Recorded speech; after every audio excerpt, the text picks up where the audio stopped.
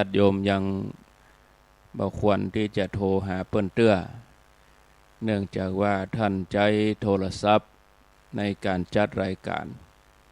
ถ้าหากว่าญาติโยมโทรไปสัญญาณนั้นก็จะหลุดไป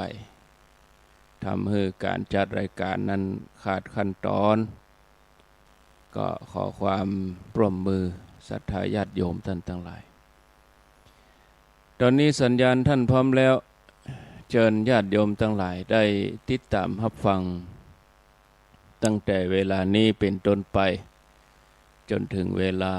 7 นาฬิกาสัญญาณท่านพร้อมนิมนต์เลยครับครับผมกราบถวายความเคารพพระเถรานุเถระครูบาสังฆะที่เคารพอย่างสูงทุกรูปเจริญสุขสวัสดีสาธุชนท่านผู้ฟังทุกคนทุกท่านสำหรับสาธุชนท่านผู้ฟังที่ให้เกียรติรับฟังรายการธรรมาภิวัตน์อันเป็นรายการวิทยุเพื่อการเผยแผ่พระพุทธศาสนาส่งเสริมการศึกษาและพัฒนาสังคมรายการนี้รับผิดชอบโดยอาตมาภาพพระสาธิตธีระปัญโยประธานมูลนิธิธีระปัญโยตั้งอยู่ณที่พักสงฆ์สถาบันธรรมาภิวัตน์บ้านศพเตินตำบลศพปาดอำเภอแม่เมาะจังหวัดลำปางรายการนี้ออกอากาศทุกวันอังคารในเวลาตี 5ไปจนถึง7 โมงเมื่อเจ้าผ่านทางสถานีวิทยุในเครือข่ายสถานีวิทยุคลื่นสีขาวพระชาประชาซึ่งมีอยู่หลายคลื่นหลายสถานีหลายจังหวัดออกอากาศผ่านทาง Facebook ไลฟ์ซึ่งเป็นไลฟ์สดของสถานีวิทยุวัดไฟหินและ Facebook ของอาตมาภาพพระสาธิตธีระปัญโยบันทึกเทปเอาไปออกอากาศผ่านทางสถานีวิทยุเพื่อการศึกษาและพัฒนาอาชีพเรดิโอเน็ตเวิร์ก FM 99.50 เมกะเฮิรตซ์ของวิทยาลัยเทคนิคกฟผแม่เมาะทุกวันศุกร์ตั้งแต่เวลา8 โมงเมื่อเจ้าเป็นต้นไปและเอาไปออกผ่านทางเพจของมูลนิธิธีระปัญโยซึ่งท่านผู้ฟังสามารถไปติดตามรับฟังย้อนหลังไปก๊อปปี้ลิงก์ไปคัดลอกลิงก์เอาไปส่งเอาไปแชร์ให้กับญาติธรรมทั้งหลายได้ยินได้ฟังกันได้แถมตัวและออกอากาศผ่านทางเพจของสถานีวิทยุวัดไฟหินซึ่งไลฟ์สดเหมือนกันนะฮะท่านผู้ฟังนานี้เรากำลังอยู่ในฤดูร้อนแล้วก็เป็นฤดูกาลของงานประเพณีนะซึ่งเป็นเรื่องของงานสงกรานต์หรือว่าประเพณีปีใหม่เมืองนะฮะซึ่งก็เริ่มต้นขึ้นของแต่ละปีนะฮะท่านผู้ฟังก็ไปร่วมการร่วมงานมามากก็น้อยเนาะในช่วงเทศกาลประเพณีปีใหม่เมืองหรือว่าสงกรานต์แต่ว่าแถมมิติหนึ่งเนี่ยท่านผู้ฟังในในวัน2 วันนี้เช่นวันที่13เดือนเมษายนที่ผ่านมาก็ถือว่าเป็นวันผู้สูงอายุแล้วก็วันที่14เมษายนซึ่งเป็นวันนี้ทางราชการเพิ่นกำหนดให้เป็นวันครอบครัวเพราะฉะนั้นในวันนี้จะพาท่านผู้ฟังมาลงรายละเอียดเป็น2 อันนี้นะบอกว่าจะเป็นวันผู้สูงอายุหรือว่าวันครอบครัวคือเวลาเรามองเอาพออย่างแต่ละอย่างเนี่ยคือมันจะต้องพอต้องมองคือมันครอบคลุม ให้มันครอบคลุมให้มันทะลุมิติค่อนข้างที่จะหลากหลายนะฮะแต่ถ้าหากว่าเราพอเพียงด้านเดียวมันก็เหมือนกับคำช้างทั้งตัวเฉพาะจุดเดียวจุดใดจุดหนึ่งมันอาจจะตกหล่นรายละเอียดต่างๆเพราะฉะนั้นเวลาเรามองสถานการณ์มองเหตุการณ์ที่มันเกิดขึ้นเนี่ยเราคงจะต้องมองให้มันครบทุกมิติในช่วงเนี้ยครูบาอาจารย์พระสงฆ์เปิ้นก็พยายามเทศน์เรื่องประเพณีปีใหม่เมืองหรือว่าสงกรานต์พูดถึงเรื่องนายบัณฑิตกับมหาพรหมตัดคอกันโน่นนี่นั่นมันก็เป็นสิ่งหนึ่งที่เขาได้เรียนรู้กันมานักละนะฮะแต่ว่าแถมมิติหนึ่งเนี่ยซึ่งเป็นมิติสังคมอย่าลืมนะว่าเราอยู่ในสังคมเนาะแล้วก็เราจะต้องเดินไปในสังคมนี้จะลืมมิติสังคมบ่ได้นะเพราะฉะนั้นสักกรรมหนึ่งเนี่ยก็จะชวนท่านผู้ฟังไปเรียนรู้ถึงเรื่องวันผู้สูงอายุ แล้วก็วันครอบครัวในประเพณีปีใหม่เมืองท่านผู้ฟังก่อนที่จะเข้าสู่เนื้อหาสาระตรงนั้นจะมีเรื่องหนึ่งที่อยากจะชวนท่านผู้ฟังก็คือปีใหม่เมืองก็มาถึงแหมแล้วเนาะ มันจะมีเนื้อหาสาระอย่างใดเนี่ยเรื่องของการถอดรหัสประเพณีปีใหม่เมืองแบบฉบับสั้นๆนะแบบฉบับง่ายๆเนาะเดี๋ยวเราลองมาพอกันแต่ว่าก่อนที่จะพอกอยกันเนี่ยมีข่าวการกุศลนะมาให้ท่านผู้ฟังทั้งหลายได้ร่วมอนุโมทนาแล้วก็ได้ร่วมทำกันอยู่2ข่าวนะฮะข่าวแรกท่านผู้ฟังในวันที่25เมษายนพุทธศักราช2569ที่จะถึงนี้คณะกรรมการบริหารสถานีวิทยุเครือข่ายคลื่นสีขาวเพื่อชาวประชาร่วมกันกับวัดบรรพตสถิตร่วมกันกับสถานีวิทยุในเครือข่ายของวัดบรรพตสถิต FM 106.50 เมกะเฮิรตซ์มันจะมีการจัดงานอยู่2งานท่านผู้ฟังงานแรกเป็นงานเปิดสถานีวิทยุอย่างเป็นทางการงานที่2เป็นงานสะเก้าดำหัวตุมาการวะพระสงฆ์นักจัดรายการวิทยุ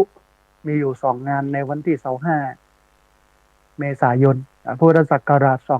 2569ที่จะถึงเพราะฉะนั้นท่านผู้ฟังเตรียมตัวไปร่วมงานกันในวันที่25เมษายนที่จะถึงนี้และท่านใดอยากจะเอาโฮงตาลไม่ว่าจะเป็นอาหาร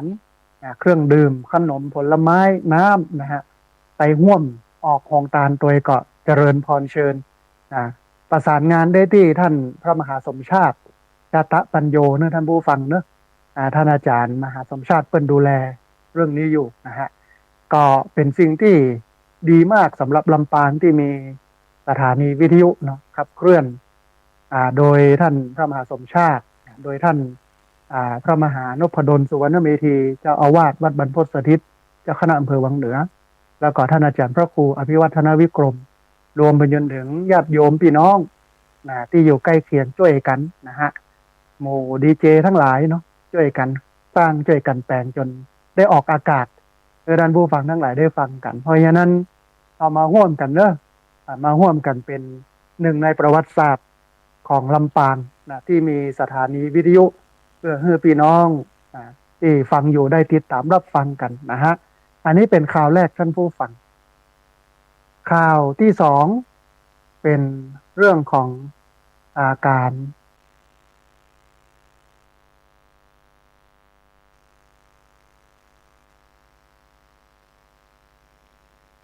พระเจ้าพระสงฆ์ก็บ่มีที่อยู่นะ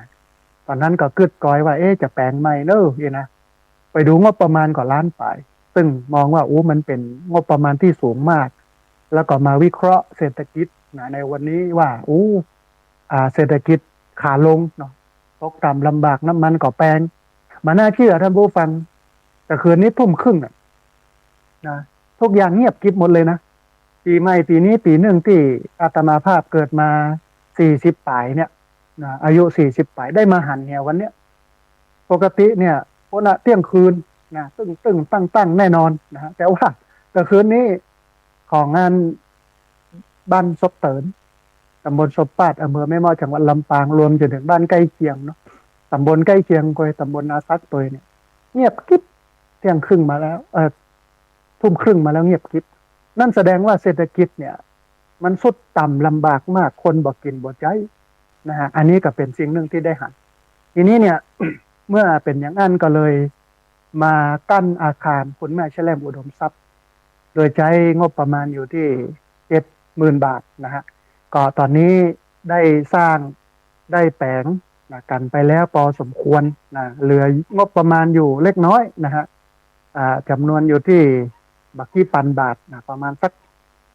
4,000 กว่าบาทนี่ละมั้งนะฮะเหลืองบประมาณอยู่ที่4,646 บาทนะเพราะฉะนั้นท่านผู้ฟังท่านใดอยากจะร่วมทำบุญเนาะก็สามารถร่วมทำบุญร่วมกันกั้นอาคารคุณแม่แชล่มอุดมทรัพย์เป็นที่พักของพระสงฆ์ได้พระเจ้าได้ตรัสว่าที่อยู่อาศัยเนี่ยทำบุญกับที่อยู่อาศัยเนี่ยชื่อว่าได้ให้ทุกอย่างก็คือได้กูอย่างนะเพราะฉะนั้นท่านผู้ฟังท่านใดอยากจะร่วมทำบุญเนาะได้ร่วมทำบุญกันที่ธนาคารกรุงไทยชื่อบัญชีที่พักสงฆ์สถาบันธรรมพิวัตรหมายเลขบัญชี5360755318เป็นธนาคารกรุงไทยชื่อบัญชีที่พักสงฆ์สถาบันธรรมาภิวัตรหมายเลขบัญชี5360755318นะฮะก็ที่ผ่านมาก็มีญาติโยมได้มาให้มาหอมกันนะใน2 คนสุดท้ายเนาะมีคุณแม่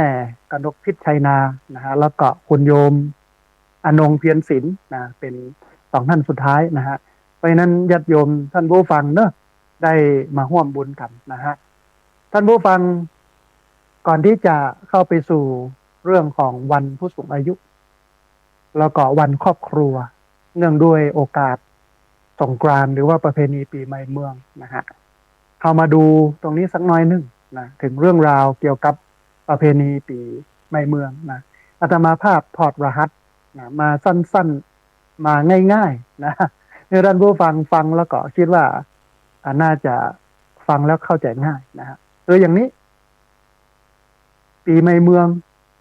คือบะเอาสงกรานต์มาศูนย์นะสงกรานต์กับสงกรานต์ซึ่งเป็นวัฒนธรรมประเพณีของคนภาคกลางแต่มันก็คล้ายๆกันบางเรื่องบางอย่างแต่ว่าด้วยความที่เขาเป็นคนเมืองเป็นคนล้านนาอยู่ในดินแดนล้านนา8 จังหวัดภาคเหนือตอนบนเนาะเชียงใหม่ลำพูนลำปางไปน่านพะเยาเชียงรายอาจจะต้องมาถอดรหัสตรงนี้สักหน่อยนึงบทความที่อาตมาภาพเขียนไว้ในเฟซนะฮะบอกว่าปีใหม่เมืองเกาะมาถึงแหมแล้วนอมันเหมือนเพลงนะ มันเหมือนเพลงปีใหม่เมืองนะฮะปีใหม่เมืองคือปีใหม่ของคนเมืองหรือว่าคนล้านนาท่านผู้ฟังอันได้แก่กลุ่มชนที่ถือกำเนิดหรือว่าอยู่อาศัย ในเขต8 จังหวัดภาคเหนือตอนบนได้แก่จังหวัดเชียงรายลำพูนลำปางแพร่น่านพะเยาเชียงรายแล้วก็แม่ฮ่องสอนคนเมืองหรือว่าคนล้านนาเนี่ย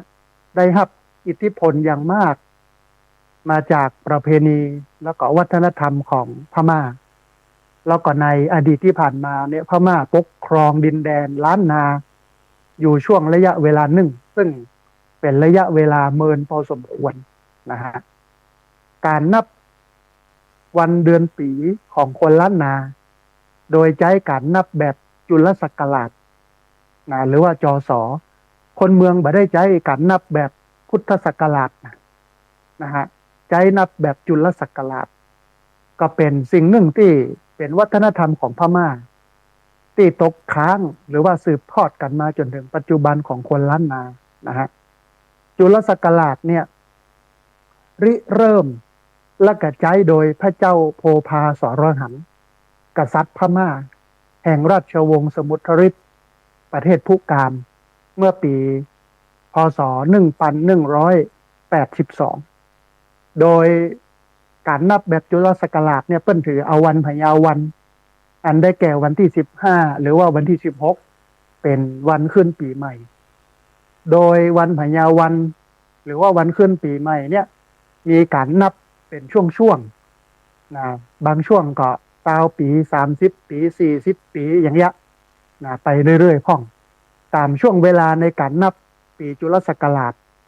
ผสมกับการนับแบบราศีของคนอินเดียใต้แล้วก็ในช่วงเวลานี้เนี่ยอยู่ในช่วงการนับแบบ40ปีโดยเริ่มต้น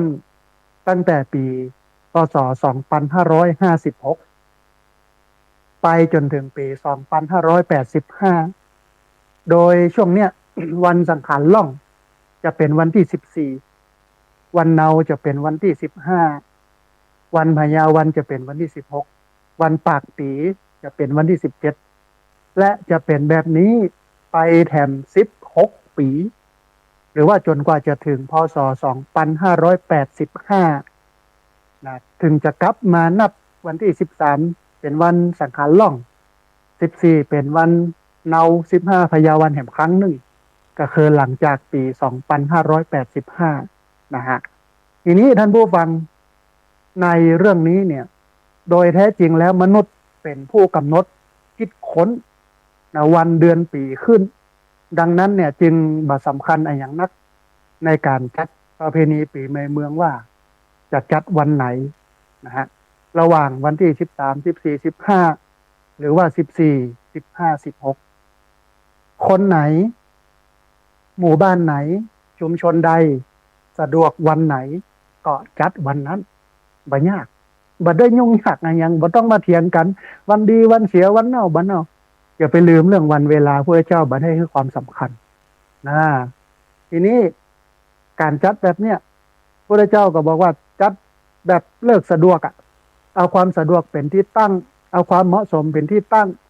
เพราะฉะนั้นบ่ต้องไปเถียงกันว่ามันจะพุทธศาสนาบ่ให้ความสำคัญกับวันเวลา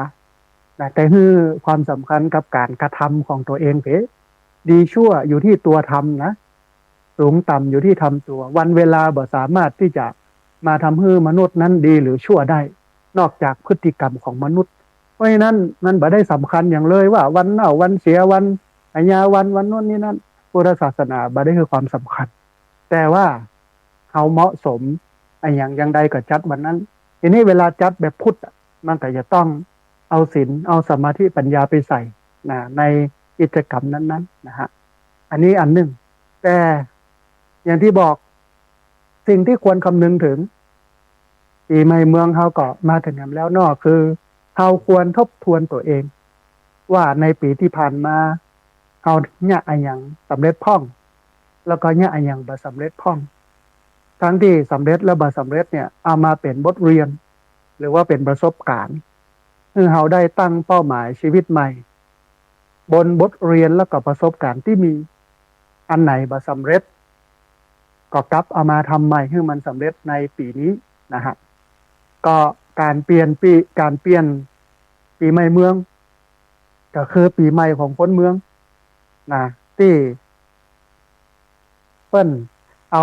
การเปลี่ยนปีจุลศักราชมาเป็นตัวตั้งนะฮะก็แค่นี้ท่านผู้ฟังตอนนี้ปีจุลศักราช1337ตอนนี้นะเป็นปีจุลศักราช1387จะเปลี่ยนเป็นปีจุลศักราช1338ในวันที่16เมษายนที่จะถึงนี้ซึ่งเป็นวันพญาวันทีนี้เวลาจัดการจัดงานจะบัดตรงวันจะเนี่ยอย่างใดแล้วแต่พื้นที่แล้วแต่ชุมชนอันนี้บ่ได้สาระสำคัญประมาณนี้ท่านผู้ฟังเพื่อท่านผู้ฟังได้เข้าใจปีใหม่เมืองก็คือปีใหม่ของคนเมืองคนล้านนาได้รับอิทธิพลมาจากพม่าเพราะพม่าปกครอง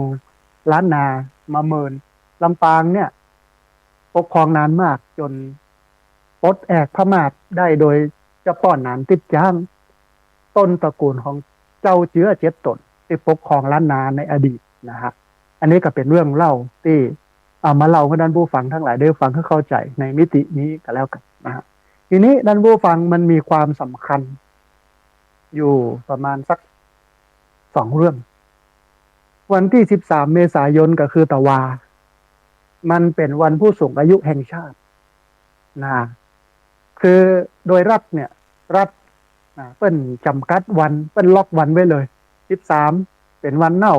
14ว่า13เป็นวันสังขารล่อง15วันเน่า16วันพญาวัน15วันพญาวันเปิ้นล็อกเวลาไว้อย่างนี้เพื่อให้ง่ายต่อการจัดการของรัฐนะแต่บ่ได้สนปฏิทินอย่างที่เปิ้นวางไว้ตามความถูกต้องมันก็บ่ได้เป็นปัญหาเปิ้นเอาความสะดวกว่าท่านผู้ฟังนะฮะมันก็เลยกลายเป็นว่าคนยึดถือ13 14 15เป็นหลักนะฮะแต่ถ้าไปมองโดยความถูกต้องและเป็นจริงเนี่ยมันก็14 15 16แต่ทีนี้อย่างที่อาตมาภาพบอกเราจะเอาวันไหนอย่างใดกันแล้วแต่เขามันเรื่องของเขาลูกอย่ามายุ่งอะไรอย่างกับเขานะฮะทีนี้วันสงกรานต์13 เมษายนเป็นวันผู้สูงอายุแห่งชาตินะฮะผู้สูงอายุเนี่ยถือว่าเป็นบุคคลที่มีความสำคัญของครอบครัวไทยนะเพราะว่าเป็นทั้งพ่อทั้งแม่ทั้งปู่ทั้งย่าทั้งตาทั้งยายแล้วก็คนไทยเนี่ยมักจะอาศัยอยู่กันเป็นครอบครัวใหญ่แต่ด้วยยุคสมัยที่มันเปลี่ยนไปท่านผู้ฟังผู้คนส่วนใหญ่เนี่ยเดินเข้ามาทำงานในเมืองทำให้ต้องจากบ้านมานะปัตตินากาที่อยู่ทีนี้เมื่อถึงเทศกาลวันหยุดยาวจึงมักจะเดินทางปิกไปบ้านโดยเฉพาะวันสงกรานต์เพราะว่าหลายที่เนี่ยมักจะจัดงานเล่นสงกรานต์แล้วก็มีการรดน้ำดำหัวผู้รักผู้ใหญ่คนเฒ่าคนแก่ทางรัฐบาลไทยจึงสนับสนุนให้วันที่13 เมษายนของทุกปีก็คือตะวาเนี่ยเป็นวันผู้สูงอายุแห่งชาติแล้วก็กำหนดนโยบายส่งเสริมความเป็นอยู่ของผู้สูงอายุนะฮะคณะรัฐมนตรีท่านผู้ฟังมีมติเมื่อวันที่14 ธันวาคม 2525คือวันที่13 เมษายนของทุกปีเป็นวันผู้สูงอายุแห่งชาติแล้วก็เป็นวันที่ถูกผูกรวมไว้กับวันขึ้นปีใหม่ไทยก็คือวันสงกรานต์นะฮะซึ่งหน่วยงานและกับองค์กรทุกภาคส่วนก็ได้ร่วมกันจัดกิจกรรมขึ้นกุปีเพื่อร่วมรณรงค์ให้ประชาชนทุกกลุ่มให้ความสำคัญกับผู้สูงอายุคนเฒ่าคนแก่ส่งเสริมแล้วก็สนับสนุนให้ผู้สูงอายุเนี่ยมีส่วนร่วมในกิจกรรมต่างๆตามศักยภาพของตัวเก่ายังมีคุณค่าและมีศักดิ์ศรีส่งเสริมการเรียนรู้แล้วก็การเป็นแบบอย่างที่ดีของผู้สูงอายุนะฮะทีนี้ดอกไม้ประจำตัวผู้สูงอายุนะดอกไม้สัญลักษณ์ของผู้สูงอายุในช่วงรัฐบาลสมัยพลเอกเปรมติลสุรานนท์ท่านผู้ฟังต้นกำหนดให้ดอกลำดวน เป็นดอกไม้ประจำตัวผู้สูงอายุเนื่องจากว่าดอกลำดวนหรือว่าดอกไม้ชนิดนี้มันหอมเป็นพืชยืนต้นที่มีอายุนักให้ความห่มความเย็นลำต้นก็มีอายุยืนมีใบตลอดทั้งปีดอกสีเหลืองนวลกลิ่นหอมกลีบแข็งแกร่งบ่ร่วงโรยง่ายมันก็เปรียบเสมือนกับผู้สูงวัยนะที่มีวัยวุฒิมีคุณธรรมมีคุณงามความดีให้ลูกหลานเอาไว้เป็นแบบอย่างให้ลูกหลานเอากลับเอาไว้นะฮะอันเนี้ยเป็นที่มาที่ไปของวันผู้สูงอายุนะฮะในประเพณีปีใหม่เมืองทีนี้ท่านผู้ฟังมันมีข้อมูลแห่งอันหนึ่งน่าสนใจในปี 2568 ประเทศไทยนั้นมีประชากรอยู่ราวจำนวน 65.8 ล้านคนแต่จำนวนละอ่อนเกิดใหม่เนี่ยมันลดลงเหลือเพียง 4,116,574 คนแล้วอ่อนเกิดปีหนึ่งเนี่ย 41,600 416,000ขออภัยฮะ 41,600 416,574 คน 416,574 คน ซึ่งน้อยกว่าจำนวนผู้เสียชีวิตถึงจำนวน 143,110 คนมันส่งผลให้ประชากรไทยลดลงอย่างต่อเนื่องเรื่อยเป็นปีที่ 5สถานการณ์ยิ่งน่าจับตาเมื่อมีการคาดการณ์ว่าในปี 2569 ก็คือปีนี้อัตราเจริญพันธุ์คือการที่จะมีลูกมีเต้าของคนหนุ่มสาวเนี่ยมันจะลดลงเหลือเพียง 0.86% นะซึ่งอาจทำให้ประเทศไทยนี่กลายเป็นประเทศที่มีอัตราการเกิดต่ำเป็นอันดับที่ 2ของโลกรองมาจากประเทศเกาหลีใต้ประเทศเกาหลีใต้เป็นประเทศที่คนเกิดน้อยที่สุดรองลงมาเป็นประเทศไทยอันนี้เป็นอันดับ 2เลยนะท่านผู้ฟังทีนี้การเปลี่ยนแปลงอย่างเงี้ยมันไม่ใช่แค่เรื่องของตัวเลขแต่มันคือการปรับโครงสร้างสังคมครั้งใหญ่เมื่อประเทศไทยเนี่ยกำลังมุ่งเข้าสู่สังคมสูงวัยระดับสุดยอดในปี 2577 เมื่อไปถึงปี 2577 เนี่ยประเทศไทยจะเข้าสู่สังคมสูงวัยอย่างสุดยอดโดยมีประชากรอายุ 60 ปีขึ้นไปเนี่ยจำนวน 17.2 ล้านคน 17.2 ล้านคนนะถึงวันนี้มี 14 เพิ่มมาแหม3นะฮะ3 ล้านนะคิดเป็น28%ของประชากรทั้งหมดและประชากรอายุ 25 ปีขึ้นไปเนี่ยจะเพิ่มเกือบ1 ใน 5ของประเทศนะฮะทีนี้ท่านผู้ฟังท่ามกลางความท้าทายความเปราะบางทางเศรษฐกิจแล้วก็การอยู่อาศัยอย่างโดดเดี่ยวของผู้สูงอายุที่เพิ่มขึ้นอย่างต่อเนื่องรองศาสตราจารย์ดร.เฉลิมพลแจ่มจันทร์ ผู้อำนวยการสถาบันวิจัยประชากรและสังคมมหาวิทยาลัยมหิดลท่านผู้ฟังชวนคนไทยปรับมุมมองใหม่จากการโฟกัสหรือว่าจากการไปจ้อมอยู่ที่จำนวนประชากรที่ลดลงให้มองกว้างมองลึกไปกว่านั้นไปสู่การออกแบบนโยบายเพื่อเพิ่มศักยภาพและกับคุณภาพชีวิตของคนทุกวัยตั้งแต่การทบทวนนิยามผู้สูงอายุการขยายอายุเกษียณไปจนถึงการบริหารจัดการแรงงานแล้วก็งบประมาณเพื่อร่วมกันออกแบบอนาคตประเทศไทยอย่างยั่งยืนในงานแถลงข่าวสถานการณ์ประชากรไทยท่านผู้ฟังประจำปี 2569 ก็คือปีนี้เพิ่นมีหลักๆมีเนื้อหาหลักของหัวข้อที่เพิ่นบอกว่าเกิดน้อยสูงวัยแต่ยังมีทางไปอนาคตประชากรไทยที่ต้องออกแบบร่วมกันเพิ่นจัดขึ้นที่สถาบันวิจัยประชากรและก็สังคมมหาวิทยาลัยมหิดลเมื่อวันที่ 12 มกราที่ผ่านมานะฮะเพิ่นบอกว่าความท้าทายหลักเมื่อไทยเข้าสู่สังคมสูงวัยระดับสุดยอดท่านผู้ฟังสังคมไทยนี่กำลังก้าวเข้าสู่สังคมสูงวัยระดับสุดยอดภายในอีกบ่ถึง10 ปีตั้งหน้าแต่ผู้สูงอายุไทยจำนวนมากยังต้องเผชิญกับความเปราะบางทั้งทางสังคมและก็ทางเศรษฐกิจการอยู่โดยลำพังเป็นความเสี่ยงต่อการตายอย่างโดดเดี่ยวท่านผู้ฟังในปี 2567 เนี่ยมีผู้สูงอายุที่อาศัยอยู่ลำพังเนี่ยนับถึง 1.8 ล้านคนซึ่งเป็นจำนวนที่เพิ่มสูงขึ้นเกือบ4 เท่าเมื่อเทียบกับปี 2537 แล้วก็แฮมประมาณ 35.5% หรือว่า1 ใน 3ผู้สูงอายุอาศัยอยู่กับผู้สมรสที่เป็นคนสูงอายุด้วยกันนะฮะแฮมเรื่องนึงคือภาวะความยากจนปี 2567 ผู้สูงอายุประมาณ1 ใน 8ยังตกอยู่ภายใต้ภาวะความยากจนโดยที่จำนวน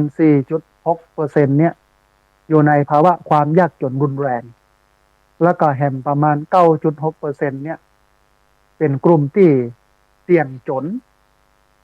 ที่ปัจจุบันอยู่เหนือเส้นความยากจนแต่มีโอกาสตกไปสู่ความยากจนได้หากบ่มีระบบรองรับที่มันเหมาะสมนะฮะวิกฤตหรือว่าโอกาสเมื่อสถานการณ์มันเป็นแบบนี้จำนวนผู้สูงอายุเพิ่มนักขึ้นเรื่อยเมื่อไปถึงปี2577นะฮะจะมีอยู่ถึงจำนวน17ล้านนะมันเป็นวิกฤตหรือเป็นโอกาสผลสำรวจความคิดเห็นของประชากรไทยท่านผู้ฟังอายุ18ปีขึ้นไปจำนวน 1,591 คนสำรวจโดยสถาบันวิจัยประชากรและสังคมมหาวิทยาลัยมหิดลนะฮะระหว่างวันที่6ตุลาคมถึง30พฤศจิกายน2568เปิ้นปะว่าคนไทยกว่า55%มองว่าสถานการณ์เด็กเกิดน้อยผู้สูงอายุเพิ่มขึ้นเนี่ยมันไม่ใช่แค่วิกฤตแต่มันเป็นโอกาสหากรัฐ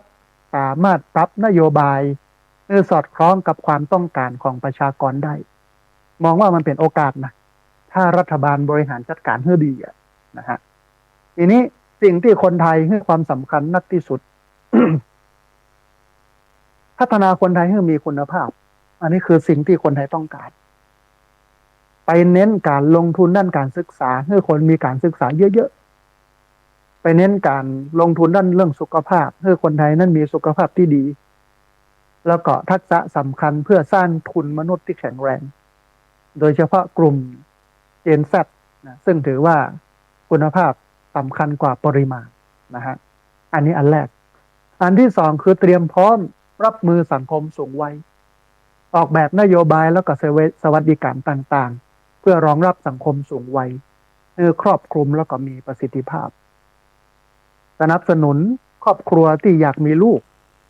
นโยบายสนับสนุนการเกิดยังเป็นสิ่งที่สำคัญแต่ควรเน้นไปที่ครอบครัวที่มีความพร้อมและความต้องการในการมีลูกด้วยการสร้างสภาพแวดล้อมทางเศรษฐกิจและสังคมที่เอื้ออำนวยให้ครอบครัวนั้นสามารถตัดสินใจมีลูกได้ตามต้องการแต่ว่ามันนี้มันมีบ่ได้ค่าใช้จ่ายมันสูงและสังคมมันลุการเมืองมันลุเศรษฐกิจประเทศไทยมันลุจนถึงกระทั่งที่ว่าแต่คืนนี้19:30ปกติในเที่ยงคืนพวกน่าจะเลิกกันนะการกินการเล่นของพี่น้องชาวบ้านในช่วงเทศกาลสงกรานต์ประเพณีปีใหม่เมืองเนี่ยบักกอง20:30เนี่ยดักติ้งอาดามาภาพมานั่งกึดมันเป็นเรื่องใหญ่มากเรื่องเศรษฐกิจนี่แสดงว่าสุดที่สุดเท่าที่เคยเห็นในการเกิดมาเป็นคนนะฮะทีนี้นโยบายเร่งด่วนที่คนไทยอยากทันในส่วนของนโยบายที่เกี่ยวข้องกับผู้สูงวัยนะฮะอยากให้รัฐบาลทำทันทีอันแรกเลย27%เนี่ยเปิ้นต้องการให้เพิ่มเบี้ยยังชีพเพื่อยกระดับคุณภาพชีวิตของผู้สูงอายุนะฮะถึงวันนี้ได้800หรือได้ปันเดียวต่อเดือนมันจะไปปอกุ้มปอกินยังได้ท่านผู้ฟังคนเฒ่าคนแก่ซึ่งบ่มีกำลังวังชาไปเนี่ยการทำงานแล้วนะฮะแต่เขาก็มองเห็นมุมนึงนะไปให้อภิสิทธิชนกับนักการเมืองเนาะสวนะมีอาหารกลางวันมีโน่นนี่นั่นอะไรอย่างเต็มไปหมดเนี่ย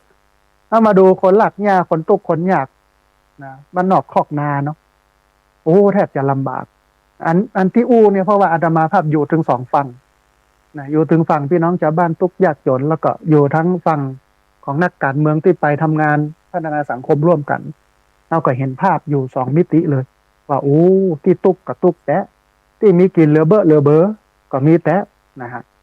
แถมอันนึงคือ24.5% เนี่ยต้องการนำเข้าแรงงานทักษะสูงเพื่อทดแทนกำลังแรงงานที่มันหายไปมี27.7%เพิ่นต้องการส่งเสริมการทำงานของผู้สูงอายุเพื่อสร้างรายได้และก็ความภูมิใจอย่างต่อเนื่องในประเทศญี่ปุ่นเนี่ยผู้สูงอายุที่พอมีแฮงเนาะก็สามารถเนี่ยการทำงานได้ที่จริงมันบ่ใช่เพิ่นเป็นคนบ่มีกินนะ ที่เปิ้นมายาการเนี่ยไม่ใช่เป็นคนตุกนะแต่เพื่อให้ร่างกายมันสามารถขับเคลื่อนไปให้มันแข็งแรงจิตใจได้พบปะผู้คนบ่เปิ้นฮ้องว่าบ่เศร้าซึมนะฮะบ่เป็นโรคซึมเศร้าเราจะเห็นคนญี่ปุ่นยาการกันนะฮะทีนี้ในกลุ่มของคนเจนปัจจุบันในวัยปัจจุบันแล้วก็คนโสดเป็นกลุ่มที่อยากให้มีนโยบายด้านดูแลคนผู้สูงอายุนักขึ้นแล้วอ่อนตอนเต้น หมูเนี้ย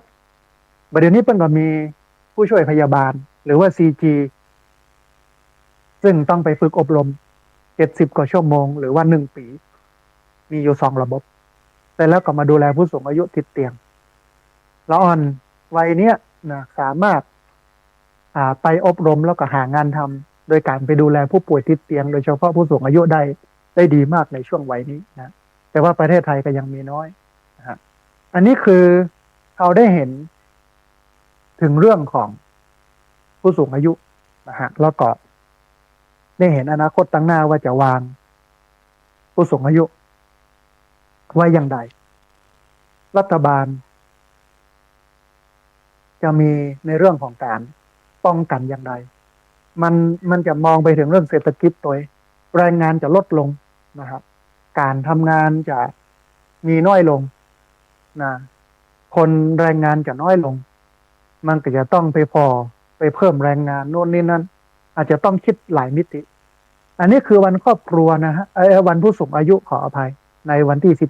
13จะไปมัวเล่นปีใหม่จนเพลินเนาะจะไปมัวกินเหล้าเมายาม่วนงานสั่นเหล้าแต่ช่วงนี้อาจจะม่วนวันเดียวนะวันที่13 14หรืออะไรอย่างเงี้ยเพราะว่าเศรษฐกิจมันบ่ดีแต่ก็ต้องมองไปถึงว่าวันที่13เนี่ยเมษายนของทุกปีเป็นวันผู้สูงอายุเนอะเพื่อให้ความสำคัญกับผู้สูงอายุนะเหมือนกับเราจะสะเกาดำหัวคนเฒ่าคนแก่พ่อแม่เนี่ยกันแต่ปีนี้อาจจะบ่ได้มาหาเนาะเพราะว่าน้ำมันแพงเกินลิตรนึงเนี่ยหลายตังค์เกือบ50 บาทนะฮะหลายคนก็บ่มีสตังค์เลยถึงวันเนี้ยนะฮะเศรษฐกิจตกต่ำอย่างนี้เนาะอาจจะโทรไปหาด้วยความเป็นห่วงเป็นใยโน่นนี่นั่นอย่างเงี้ยมันก็ได้ประมาณนี้แต่ท่านใดพอมีทรัพย์มีเงินทองก็ไปหากันนะทีนี้ท่านผู้ฟังในวันนี้คือวันที่14 เมษายนนะฮะ14 เมษายนเนี่ยต่างรัฐทางราชการเพิ่นก็ถือว่าเป็นวันครอบครัวนะวันที่13เป็นวันผู้สูงอายุวันที่14เป็นวันครอบครัวนะท่านผู้ฟังครอบครัวคือสถาบันพื้นฐานของมนุษย์เป็นหน่วยขนาดเล็กที่สุดของสังคมแล้วก็เป็นผู้สร้างแล้วก็กำหนดสถานภาพสิทธิหน้าที่ของบุคคลอันพึงปฏิบัติต่อกันในสังคมผู้โดยเจ้าเพิ่นให้ความสำคัญกับครอบครัวให้ความสำคัญกับความเป็นพ่อเป็นแม่คนมากเพิ่นได้ตรัสไว้ว่าบุพพาจริยาติวุจเรพ่อแม่เป็นครูเป็นบูรพาจารย์คนแรกของลูกที่จะสอนลูกฮู้จักความผิดถูกชั่วดีแล้วก็การปฏิบัติตัวกับผู้คนในสังคมนะฮะครอบครัวนี้เป็นสถาบันแห่งแรกในการถ่ายทอดวัฒนธรรมแล้วก็พัฒนาผู้ร่วมครอบครัวหรือว่าร่วมครัวเรือนก็คือสามีภรรยาบุตรการที่ราชการกำหนดวันครอบครัวขึ้นเนี่ยเนื่องมาจากต้องการให้พี่น้องชาวบ้านนั้นได้ตระหนักถึงความสำคัญของครอบครัวขึ้นนักขึ้นท่านผู้ฟังเพราะว่าการที่วิถีชีวิตของคนไทยในสังคมไทยเนี่ยเปลี่ยนแปลงไปเนี่ยย่อมทำให้ครอบครัวมีความขัดแย้งแล้วก็ความเหินห่างกันนักขึ้นซึ่งอาจก่อให้เกิดปัญหาสังคมโตยมาทีหลังได้นะฮะทีนี้ท่านผู้ฟังสืบเนื่องมาจากคนไทยในสมัยก่อนจะอยู่รวมกันเป็นครอบครัวใหญ่สมัยตะก่อนมันม่วนแต่เนาะตอนกินข้าวแม่แรงเนี่ยเนาะมันนักมันหลายเต็มไปหมดใครมีอย่างก็เอามาสู้กันพี่ป้าน้าอาลุงเอาตอนที่ยุคเนี่ยยังมีทีวีนะกินเสร็จแล้วแม่แรงมากันนั่งอู้กันปั๊บซุก เพิ่มตุกให้แก่กันและการเคลียร์ปัญหาครอบครัวอย่างเงี้ยนะครับมันเป็นลักษณะครอบครัวขยายนะประกอบไปด้วยพ่อแม่พี่น้องลุงป้านะอยู่รวมกันนะบริเวณเดียวกันครอบครัวใหญ่นะฮะหลายครอบครัวแต่ถึงวันนี้ซอยย่อยใส่หัวหมดละนะฮะลาตำราเนี่ยมันไปหากันแล้วเนอะนะเลยทีนี้ท่านผู้ฟังมันก็เลยถือว่าวันที่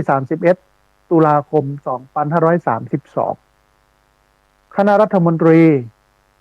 โดยพลเอกชาติชายชุนหวันตอนนั้นเป็นนายกรัฐมนตรีโดยคุณหญิงสุภัตรามาสดิษรัฐมนตรีประจำสำนักนายกรัฐมนตรีขณะนั้นเปิ้นก็ประกาศว่าวันที่ว่าตอนเนี้ยควรจะต้องวันที่14เมษายนของทุกปีเป็นวันครอบครัวไทยนะฮะส่งเสริมให้คนในครอบครัวเนี่ยมาปะกันในวันที่14เมษายนของทุกปีเกิดขึ้นในสมัยของพลเอกชาติชายชุนหวันเป็นนายกรัฐมนตรีปี2532นะฮะ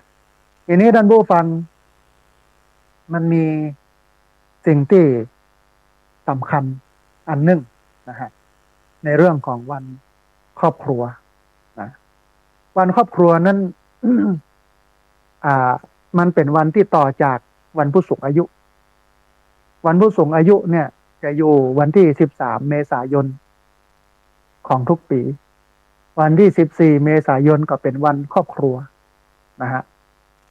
วันครอบครัวเนี่ยอย่างที่บอกกำหนดขึ้นครั้งแรกในปี2532ย้อนกลับไปเมื่อวันที่31ตุลาคม2532คณะรัฐมนตรีซึ่งมีพลเอกชาติชายชุนหวันเป็นนายกรัฐมนตรีในขณะนั้นแล้วก็มีคุณหญิงสุภัตรามาสดิษเป็นรัฐมนตรีประจำสำนักนายกรัฐมนตรีโดยคุณหญิงสุภัตราเนี่ยก็ได้เสนอมติคณะรัฐมนตรีพิจารณาวันที่14เมษายนของทุกปีนั้นเป็นวันแห่งครอบครัวซึ่งมันตรงกับเทศกาลสงกรานต์นะฮะสาเหตุที่เลือก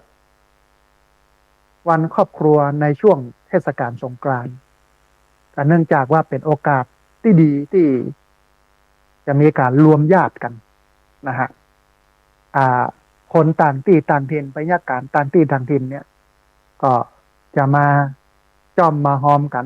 มาปะมาพบกันนะฮะมันก็เลยถือว่าวันที่14เมษายนของทุกปีเป็นวันครอบครัวนะฮะทีนี้ท่านผู้ฟังมันก็มีคำถามว่าเนี่ยอย่างรัฐจึงกำหนดวันครอบครัวขึ้นมาทำไมรัฐถึงจัดให้มีวันครอบครัวขึ้นมาสาเหตุที่ทางราชการกำหนดวันครอบครัวขึ้นมานั้นเนื่องจากคณะกรรมาธิการกิจการสตรีและก็เยาวชนสภาผู้แทนราษฎรได้รับทราบผลสรุปการศึกษาปัญหาเกี่ยวกับละอ่อนและเยาวชนเปิ้นป้าว่าปัญหาครอบครัวเป็นส่วนหนึ่งในสาเหตุสำคัญที่ก่อให้เกิดเหตุการณ์รุนแรงต่างๆในสังคมตัวมาเป็นลูกโซ่บอกว่าจะเป็นปัญหายาเสพติดปัญหาอาชญากรรมแล้วก็ปัญหาการทำร้ายร่างกายปัญหาเหล่านี้ท่านผู้ฟังส่วนหนึ่งเกิดจากครอบครัวตัวเนื่องจากครอบครัวที่บ่มีความอบอุ่นครอบครัวที่มีความขัดแย้งครอบครัวที่มาเข้าใจกันระหว่างคนในครอบครัวนะฮะรวมไปจนถึงวิถีชีวิตของคนต่างถิ่นที่ต้องดิ้นรนเข้าเมืองใหญ่เพื่อทำมาหาเลี้ยงชีพต้องละทิ้งพ่อแม่ที่แก่ชราลูกหลานตานเต้าทั้งหลายทั้งปวงไว้ที่บ้านเกิดที่มันเป็นที่ห่างไกลทำให้บางครอบครัวนั้นบ่มีเวลาสั่งสอนอบรมลูกสิ่งเหล่านี้ท่านผู้ฟังล้วนเป็นสาเหตุก่อปัญหาให้กับสังคมดังนั้นภาครัฐจึงกำหนดวันครอบครัวขึ้นมาเพื่อให้ทุกคนเล็งเห็นความสำคัญของสถาบันครอบครัวนักขึ้น ที่จริงเรื่องเนี้ยรัฐทำถูกเพราะว่าสถาบันครอบครัวเนี่ยเป็นหน่วยเล็กๆแต่เป็นหน่วยสำคัญถึงวันนี้มีกฎหมายเนาะพรบคุ้มครองละอ่อนถ้าพ่อแม่คนไหนปล่อยลูกไปเนี่ยบดีบดักปุ๊บหูตีตานะขี่รถเว้นแว้นแว้นไปแว้นมากินเหล้าเมายาเสพติดเนี่ยอย่างบดีเนี่ยถ้ายังเป็นละอ่อนมาถึงอายุ18พ่อแม่ต้องรับผิดชอบตัวเองต้องร่วมรับผิดชอบในความผิดที่ลูกทำในฐานะที่เป็นคนบอกพ่อบอกคอยลูกนะฮะอันนี้เป็นสิ่งที่สำคัญทีนี้ท่านผู้ฟังเขาจวนมาหู้ความหมายของสถาบันครอบครัวก่อนในฐานะที่วันนี้เป็นวันครอบครัวเนาะวันที่14เมษายนของทุกปีพจนานุกรมฉบับราชบัณฑิตยสถานปี2525ท่านผู้ฟังเปิ้นได้ให้ความหมายของคำว่าสถาบันแล้วก็คำว่าครอบครัวไว้ดังนี้นะฮะสถาบันนั้นหมายถึงสิ่งที่สังคมได้ตั้งขึ้นให้มีขึ้นเพราะหันประโยชน์ว่ามีความต้องการแล้วก็ความจำเป็นแก่ชีวิตของตัวเก่าเช่นสถาบันครอบครัวครอบครัวหมายถึงผู้ร่วมครัวเรือนก็คือสามีคือภรรยาแล้วก็บุตรนะฮะสถาบันครอบครัวนั่นจึงหมายถึงสถาบันพื้นฐานของมนุษย์เป็นหน่วยเล็กที่สุดของสังคมแล้วก็เป็นผู้สร้างแล้วก็กำหนดสถานภาพสิทธิหน้าที่ของบุคคลอันพึงปฏิบัติต่อกันในสังคมเป็นสถาบันแห่งแรกในการถ่ายทอดวัฒนธรรมแล้วก็พัฒนาผู้ร่วมครัวเรือนก็คือสามีภรรยาและบุตรนะฮะโดยสามีภรรยาแล้วก็บุตรเนี่ยมีหน้าที่หน้าที่ของสามีภรรยามีหน้าที่ให้กำเนิดบุตรแล้วก็เลี้ยงดูบุตรเพื่อให้สามารถดำรงชีพอยู่ในสังคมได้สมาชิกในครอบครัวมีการแสดงออกทางพฤติกรรมต่อกันและกันในรูปของการปฏิบัติตามสถานภาพแล้วก็บทบาทอันเป็นหน้าที่ของสมาชิกนะฮะครอบครัวที่ดีเนี่ยมันนำมาซึ่งพื้นฐานที่ดีของสังคมเหมือนกันนะคือถ้าสังคมดีเนี่ยมันมาจากครอบครัวที่ดีครอบครัวบ่มเพาะคัดเกลาคนดีจึงส่งคนคนเนี้ยนะหรือมีผลต่อสังคมถ้าคนคนนั้นเป็นคนดีที่ผ่านการฝึกการเรียนรู้จากครอบครัวมันก็เลยทำให้คนคนนั้นเป็นคนที่ดีในสังคมในเชิงเดียวกันถ้าชาวพุทธประชากรไทยเป็นชาวพุทธที่ดีมันก็จะส่งต่อซึ่งพระเนน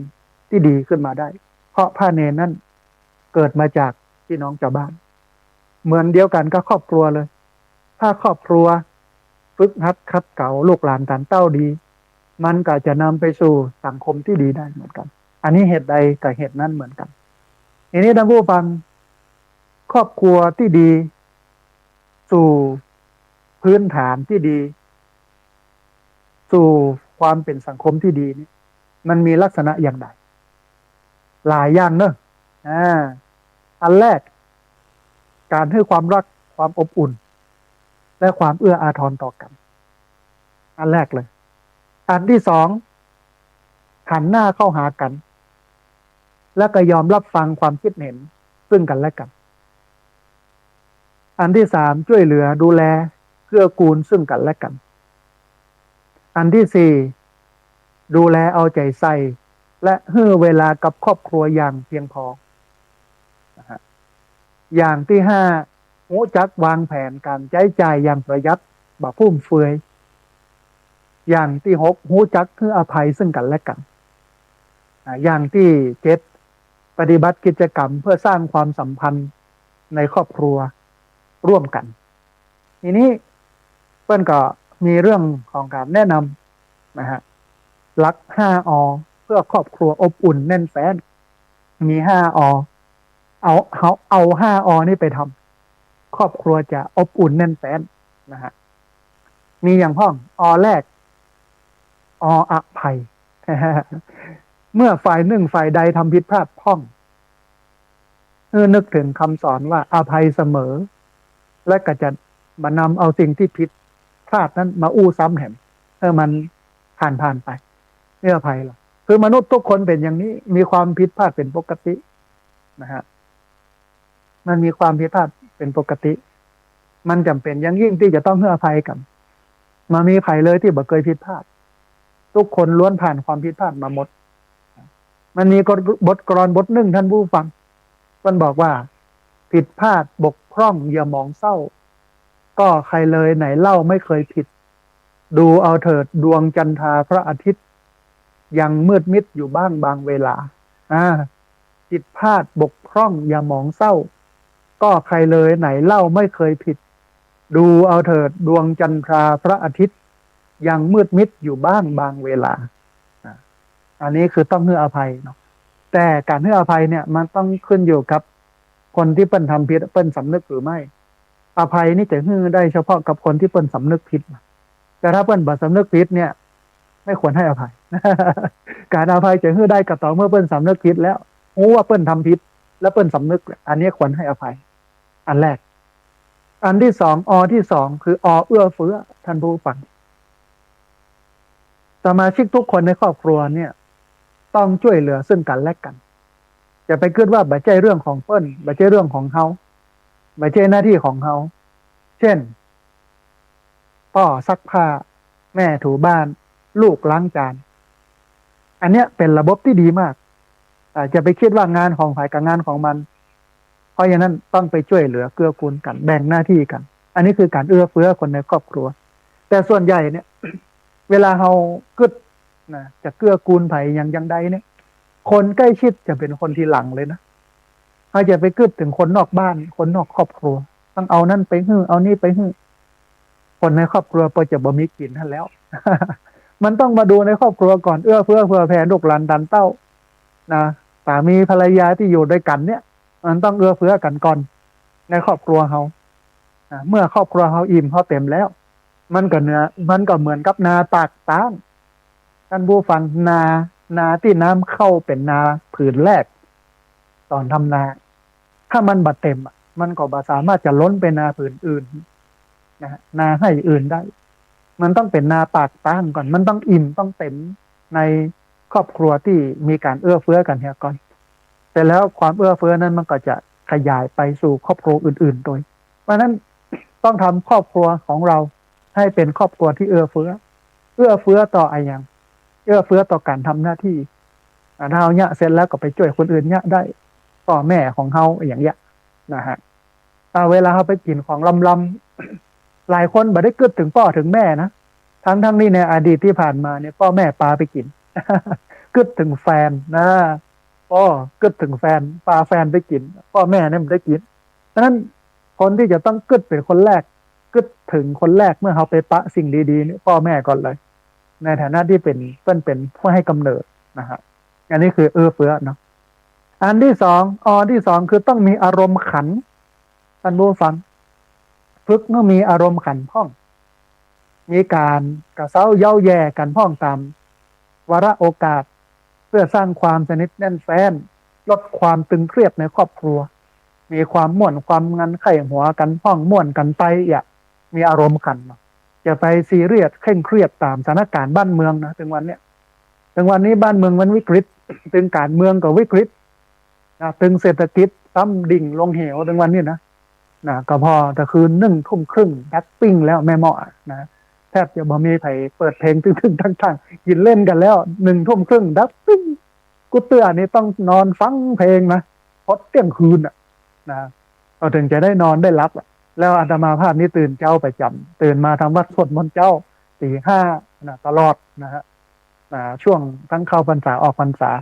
จะลำบากมากในการนอนในช่วงเทศกาลอย่างนี้แต่ว่าแต่คืนนี้ดักติ้งนอนสบายบ่มีเสียงอะไรอย่างเลยเนี่ยมันก็ต้องสร้างเนาะความมีอารมณ์ขันท่ามกลางความวิกฤตของเศรษฐกิจวิกฤตการเมืองแล้วก็วิกฤตสังคมด้วยเนาะ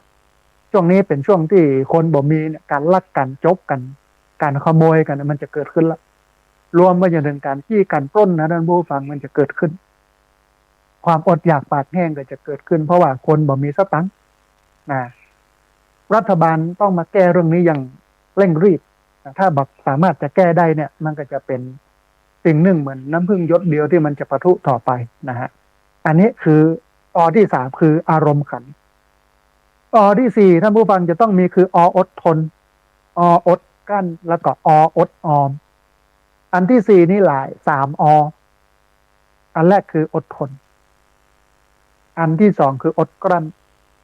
อันที่สามคืออดออมมีอยู่สามท่านผู้ฟังชีวิตครอบครัวควรอดทนต่อความยากลำบากต่างๆอดกั้นต่อสิ่งที่มากระทบจากฝ่ายใดฝ่ายหนึ่ง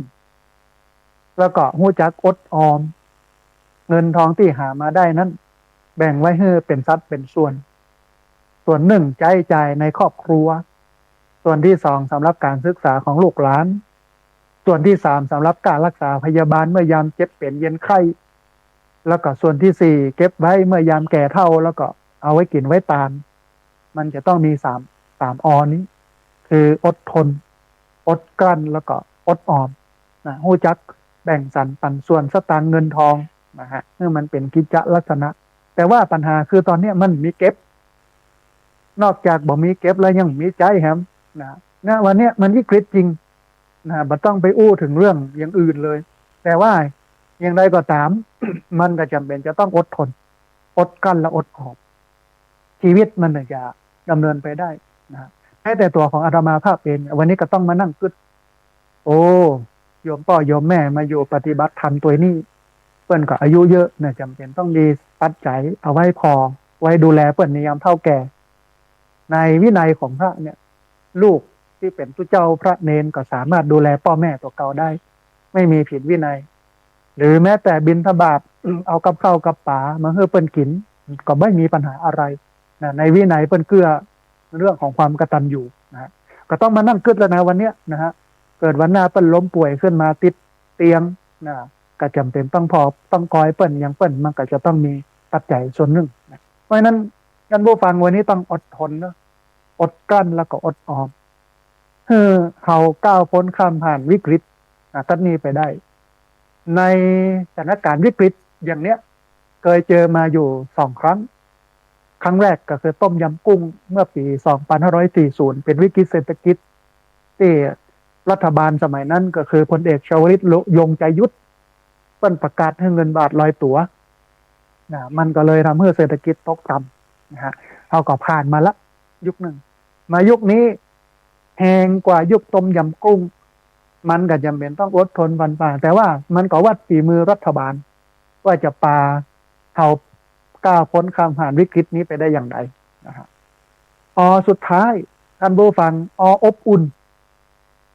คือเมื่อสมาชิกผู้คนรู้หน้าที่และก็บทบาทของตัวเองความอบอุ่นก็จะโตยมาโดยปริยายนะความอบอุ่นก็โตยมาปริยายแสดงว่าหน้าที่เป็นสิ่งที่สำคัญมากสำหรับครอบครัวเขาจะต้องแบ่งหน้าที่ให้ชัดเนาะลูกเนี่ยหยังพ่อเนี่ยหยังแม่เนี่ยหยังนะทุกคนในครอบครัวมีหน้าที่หมดปิกมาบ้านแล้วลูกจะต้องเนี่ยหยังสมัยตะก่อนเนี่ยเชื่อก็ว่าอายุ6 ขวบเนี่ยอาตมาอายุ6 ขวบปลดให้เข้าได้แล้วท่านผู้ฟังปลดให้เข้าข้อนึ่งเนี่ยได้แล้วเอาข้อนึ่งใส่ในปลดออกมาแม่ตั้งไว้เนาะแม่ตั้งไว้โยมแม่ตั้งไว้อายุ6 ขวบโยมแม่ตั้งให้เข้าไว้แล้วก็เปิ้นก็ไปกราบแล้วก็เปิ้นก็การบ้านไว้ข้อหนึ่งว่าเดี๋ยวถ้าเข้าสุกปลดให้เข้าใส่ในกล่องเข้าด้วยเนอะเสียเฮาก็ฝึกมาเมินหรอกไปถึงปุ๊บมันสุกแล้วกาเปิดพอจิ้มพอมันหอมมันลำสมัยเป็นละอ่อนเนาะข้าวนึ่งใหม่ๆลูกเอามาวางที่ใส่กัวเข้าเอามากลให้มันอยู่ตัวเสร็จแล้วก็เอาใส่ในกล่องเข้าล้างกัวเข้าล้างไห้เข้าเรียบร้อยแม่ปิกมาจากกาดตื่นบานใจแล้วเข้าอยู่ในหันเป็นเนี่ยกับเข้าอย่างเดียว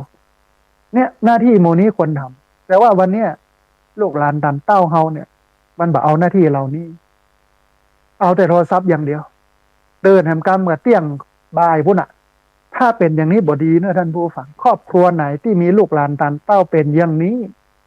รับดึกเล่นโทรศัพท์ดู YouTube ดูนั่นดูนี่เดี๋ยวนี้ซ้ำฮิตกันโลกละครแนวตั้งของจีน ก็พอกันจนบ่หลับมานอนน่ะเล่นเล่นเกมอย่างเงี้ยดึกเดินกลางคืนแล้วก็ตื่นเช้ามาก็ตื่นขวายนะฮะอันนี้คือสิ่งที่ไม่ดี ถ้าครอบครัวไหนเป็นอย่างนี้รีบปรับให้ปรับทันทีถ้าบ่ปรับนี่ลำบากต่างประเทศเนี่ยเปิ้นถึงจำกัดการเล่นโทรศัพท์นะบางเยาวชนที่อายุต่ำกว่าตาอันโตอีมีโทรศัพท์มือถือเลยนะแต่ประเทศไทยเนี่ยมันยังไม่ได้ห้ามอย่างสักอย่างคำเตือและเดียวปัญหามันก็จะตัวมานะฮะอันนี้คือความอบอุ่นคือการทำหน้าที่ของคนแต่ละคนที่อยู่ในครอบครัวเพราะว่าจะเป็นพ่อแม่ลูกที่ทำหน้าที่ของตัวเองนะฮะท่านผู้ฟังขณะนี้ท่านผู้ฟังกำลังติดตามรับฟังรายการธรรมาภิวัตน์อันเป็นรายการวิทยุเพื่อการเผยแผ่พระพุทธศาสนาส่งเสริมการศึกษาและพัฒนาสังคมรายการนี้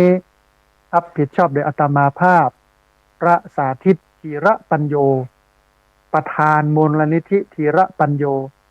ตั้งอยู่ณที่พักสงฆ์สถาบันธรรมาภิวัตน์บ้านศพเสริญตำบลศพปาดอำเภอแม่เมาะจังหวัดลำปางรายการนี้ออกอากาศทุกวันอังคารตั้งแต่เวลาตี 5ไปจนถึง7 โมงเมื่อเจ้าผ่านทางสถานีวิทยุในเครือข่ายสถานีวิทยุคลื่นสีขาวประชาซึ่งมีอยู่หลายคลื่นหลายสถานีหลายจังหวัดออกอากาศผ่านทาง Facebook ไลฟ์ซึ่งเป็นไลฟ์สดของสถานีวิทยุวัดไฝหินและ Facebook ของอาตมาภาพพระสาธิตธีระปัญโยซึ่งท่านผู้ฟังสามารถไปพอไปกอยใน Facebook ไลฟ์ซึ่งเป็นไลฟ์สดของอาตมาภาพได้แล้วก็บันทึกเทปรายการเนี้ยบันทึกเทปเอาไปออกอากาศผ่านทางสถานีวิทยุเพื่อการศึกษาและพัฒนาอาชีพRadio Network FM 99.50 เมกะเฮิรตซ์ของวิทยาลัยเทคนิคกฟผแม่เมาะทุกวันศุกร์ในเวลา 8 โมงถึง 9 โมงไม่เจ้าเป็นต้นไปและเอาไปออกผ่านทางเพจหรือว่า Facebook ของสถานีวิทยุวัดไฝหินนะฮะแล้วก็เอาไปออกผ่านทางเพจของมูลนิธิธีระปัญโยซึ่งนั้นผู้ฟังสามารถไปติดตามรับฟังย้อนหลังไปก๊อปปี้ลิงก์ไปคัดลอกลิงก์เอาไปส่งเอาไปแชร์ให้กับญาติธรรมทั้งหลายได้ยินได้ฟังกันได้แทนตัวนะฮะท่านผู้ฟังเดียวสักกำหนึ่งก็จะเปิดสายท่านผู้ฟังที่ฟังอยู่ทางบ้านจะได้โทรเข้ามาร่วมร่วมเอ่ยกันจะได้โทรเข้ามาร่วมแสดงความเห็นกันแต่ว่าตอนนี้ยังบ่เปิดเต้นนะฟังโทรมาเตื้อนะสรุปเนื้อหาสาระที่อู้ไปทั้งหมดก่อนนะฮะก็ทบทวนกันก่อนเนาะก่อนที่จะเปิดสายนะฮะคือเราได้เข้าใจในเนื้อหาสาระที่อู้กันในวันนี้เนาะท่านผู้ฟังเบื้องต้นเนี่ยได้อู้เอ่ยกันถึงเรื่องของประเพณีปีใหม่เมืองของคนเมืองเนาะที่อาตมาภาพได้ให้ข้อมูลกับท่านผู้ฟังไปอย่างชัดเจนแล้วนะว่าประเพณีปีใหม่เมืองก็คือการเปลี่ยนพศของคนเมืองหรือว่าคนล้านนาที่อยู่ใน8 จังหวัดภาคเหนือตอนบนซึ่งการนับวันเดือนปีของคนเมืองเนี่ยก็ได้รับอิทธิพลมาจากพม่าโดยการนับแบบจุลศักราชก็คือจอจานนะฮะต่อคอสลาจุลศักราชอักษรย่อคือจอสอซึ่งบ่ใช่พุทธศักราชซึ่งเป็นพศการนับแบบจุลศักราชเนี่ยมันเริ่มนับหรือว่าเริ่มใจคนคิดค้นเรื่องนี้ก็คือพระเจ้าโพพาสรหันต์กษัตริย์พม่าแห่งราชวงศ์สมุทรฤทธิ์นะฮะประเทศพุกามเมื่อปีพุทธศักราช1182แต่ว่าพระเจ้าโพพาสรหันต์เนี่ยก่อนที่เปิ้ลจะมาเป็นกษัตริย์เนี่ยเปิ้ลเคยเป็นตู้เจ้ามาก่อน เปิ้ลเป็นตู้เจ้ามาก่อนแล้วเป็นสมเด็จพระสังฆราชด้วยนะฮะเป็นสมเด็จพระสังฆราชนะชื่อว่าปุตุโสรหันต์ในสมัยนั้นแต่แล้วเปิ้ลก็ตึกออกมาก็ไปขึ้นของราชเป็นพระเจ้าโพพาสรหันต์คิดค้นการนับแบบจุลศักราชขึ้นเมื่อปี 182โดยการนับแบบจุลศักราชเนี่ยเปิ้นจะถือเอาวันพญาวันคือวันที่15หรือว่าวันที่16เป็นวันขึ้นปีใหม่แต่ว่าในขณะเนี้ยเป็นช่วงการนับวันเดือนปีแบบเปิ้นฮ้องว่าจุลศักราชนะฮะแล้วก็ของอินเดียใต้มันอยู่ในช่วงการนับแบบ40ปี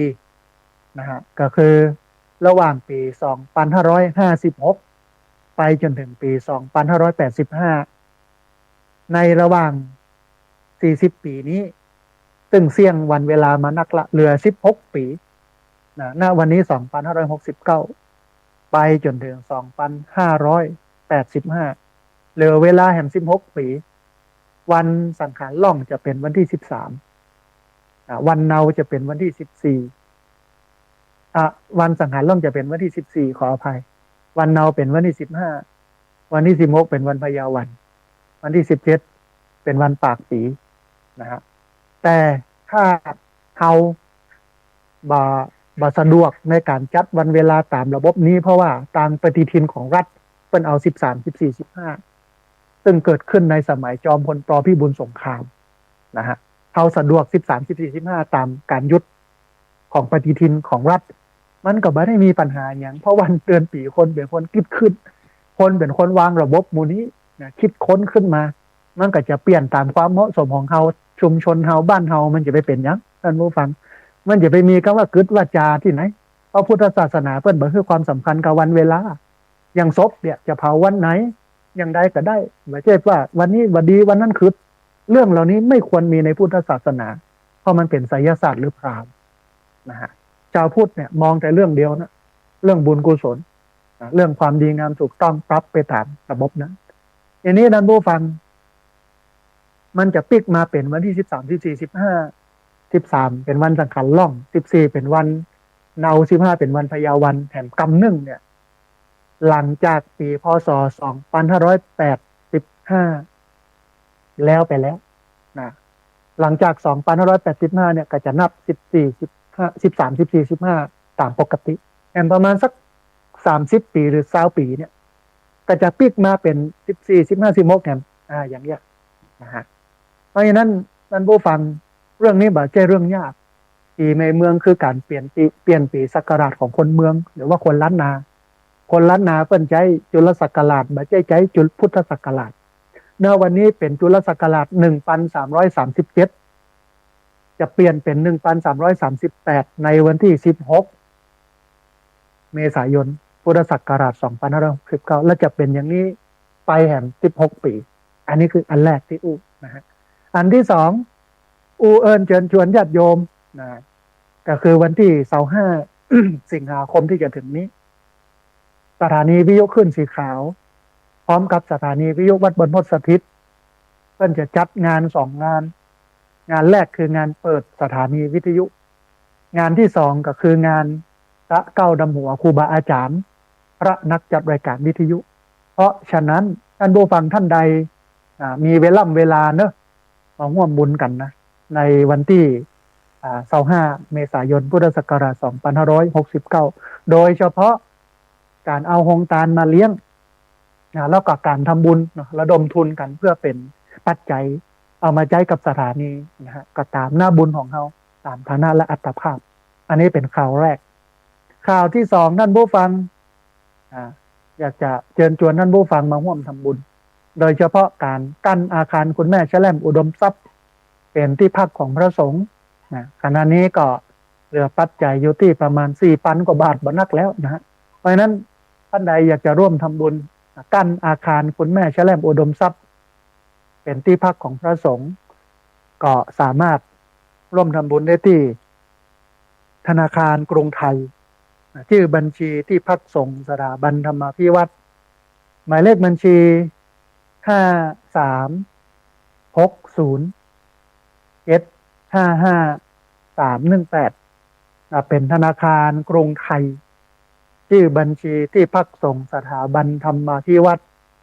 หมายเลขบัญชี5360755318นะครับก่อนที่จะลงสู่เนื้อหา2วันคือ วันผู้สูงอายุและวันครอบครัวที่อู้ไปตะกี้ขอประชาสัมพันธ์พี่น้อง นักเรียนโรงเรียนผู้สูงอายุตำบลศพปาดเนอะนะฮะ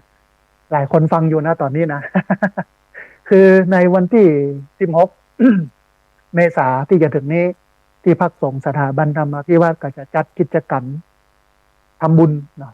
งานวันพญาวันนะฮะคือที่จริงไม่ได้จัดวันที่15เพราะว่าหลายที่เพิ่นจัดวันที่15มันตรงกันนะคนจะมาที่พักสงฆ์น้อยก็เลยเอาสะดวกคือวันที่16ซึ่งมามองไปดีๆเนี่ยกำเนิดมันเข้ากันพอดีแต่ที่จริงไม่ได้ซีเรียสเรื่องวันเวลานะฮะแต่มันหลีกให้คนได้ไปทำเนี่ยก่อนบาจัดตรงที่อื่นนะฮะจัดวันที่16 มีการตักบาตรแล้วก็มีการฟังธรรมบรรยายเรื่องถอดรหัสประเพณีปีใหม่เมืองท่านใดอยากจะมาฟังอยากจะมาร่วมทำบุญกันในวันที่16 เมษายนที่จะถึงนี้ก็เริ่มเวลา8 โมงเช้าถึง9 โมงนะฮะอันนี้ในวันที่16แล้วก็จะมีการสะเก้าดำหัว ประสงค์ส่งน้ำพระพุทธรูปในวันที่19 เมษายนนะเวลาบ่าย2 โมงอันนี้ก็เป็นข่าวบุญหนึ่ง ที่เอามาฝากไว้ ให้กับท่านผู้ฟังทั้งหลายนะฮะทีนี้มาถึงเรื่องวันผู้สูงอายุนะในปี2525นะฮะในปี2525เนี่ย เปิ้นกำหนดเมื่อวันที่13 เมษายนของทุกปีเป็นวันผู้สูงอายุโดยกำหนดเมื่อวันที่14 เมษายน 2525ขณะนั้นรัฐบาลเมื่อปี2525ในวันที่14 ธันวาคมเปิ้นอนุมัติวันที่13 เมษายนของทุกปีเป็นวันผู้สูงอายุแห่งชาติ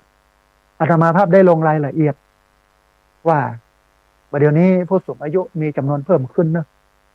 เขาจำเป็นจะต้องรองรับสังคมสูงวัยที่จริงอาตมาภาพได้หันเรื่องนี้มานาน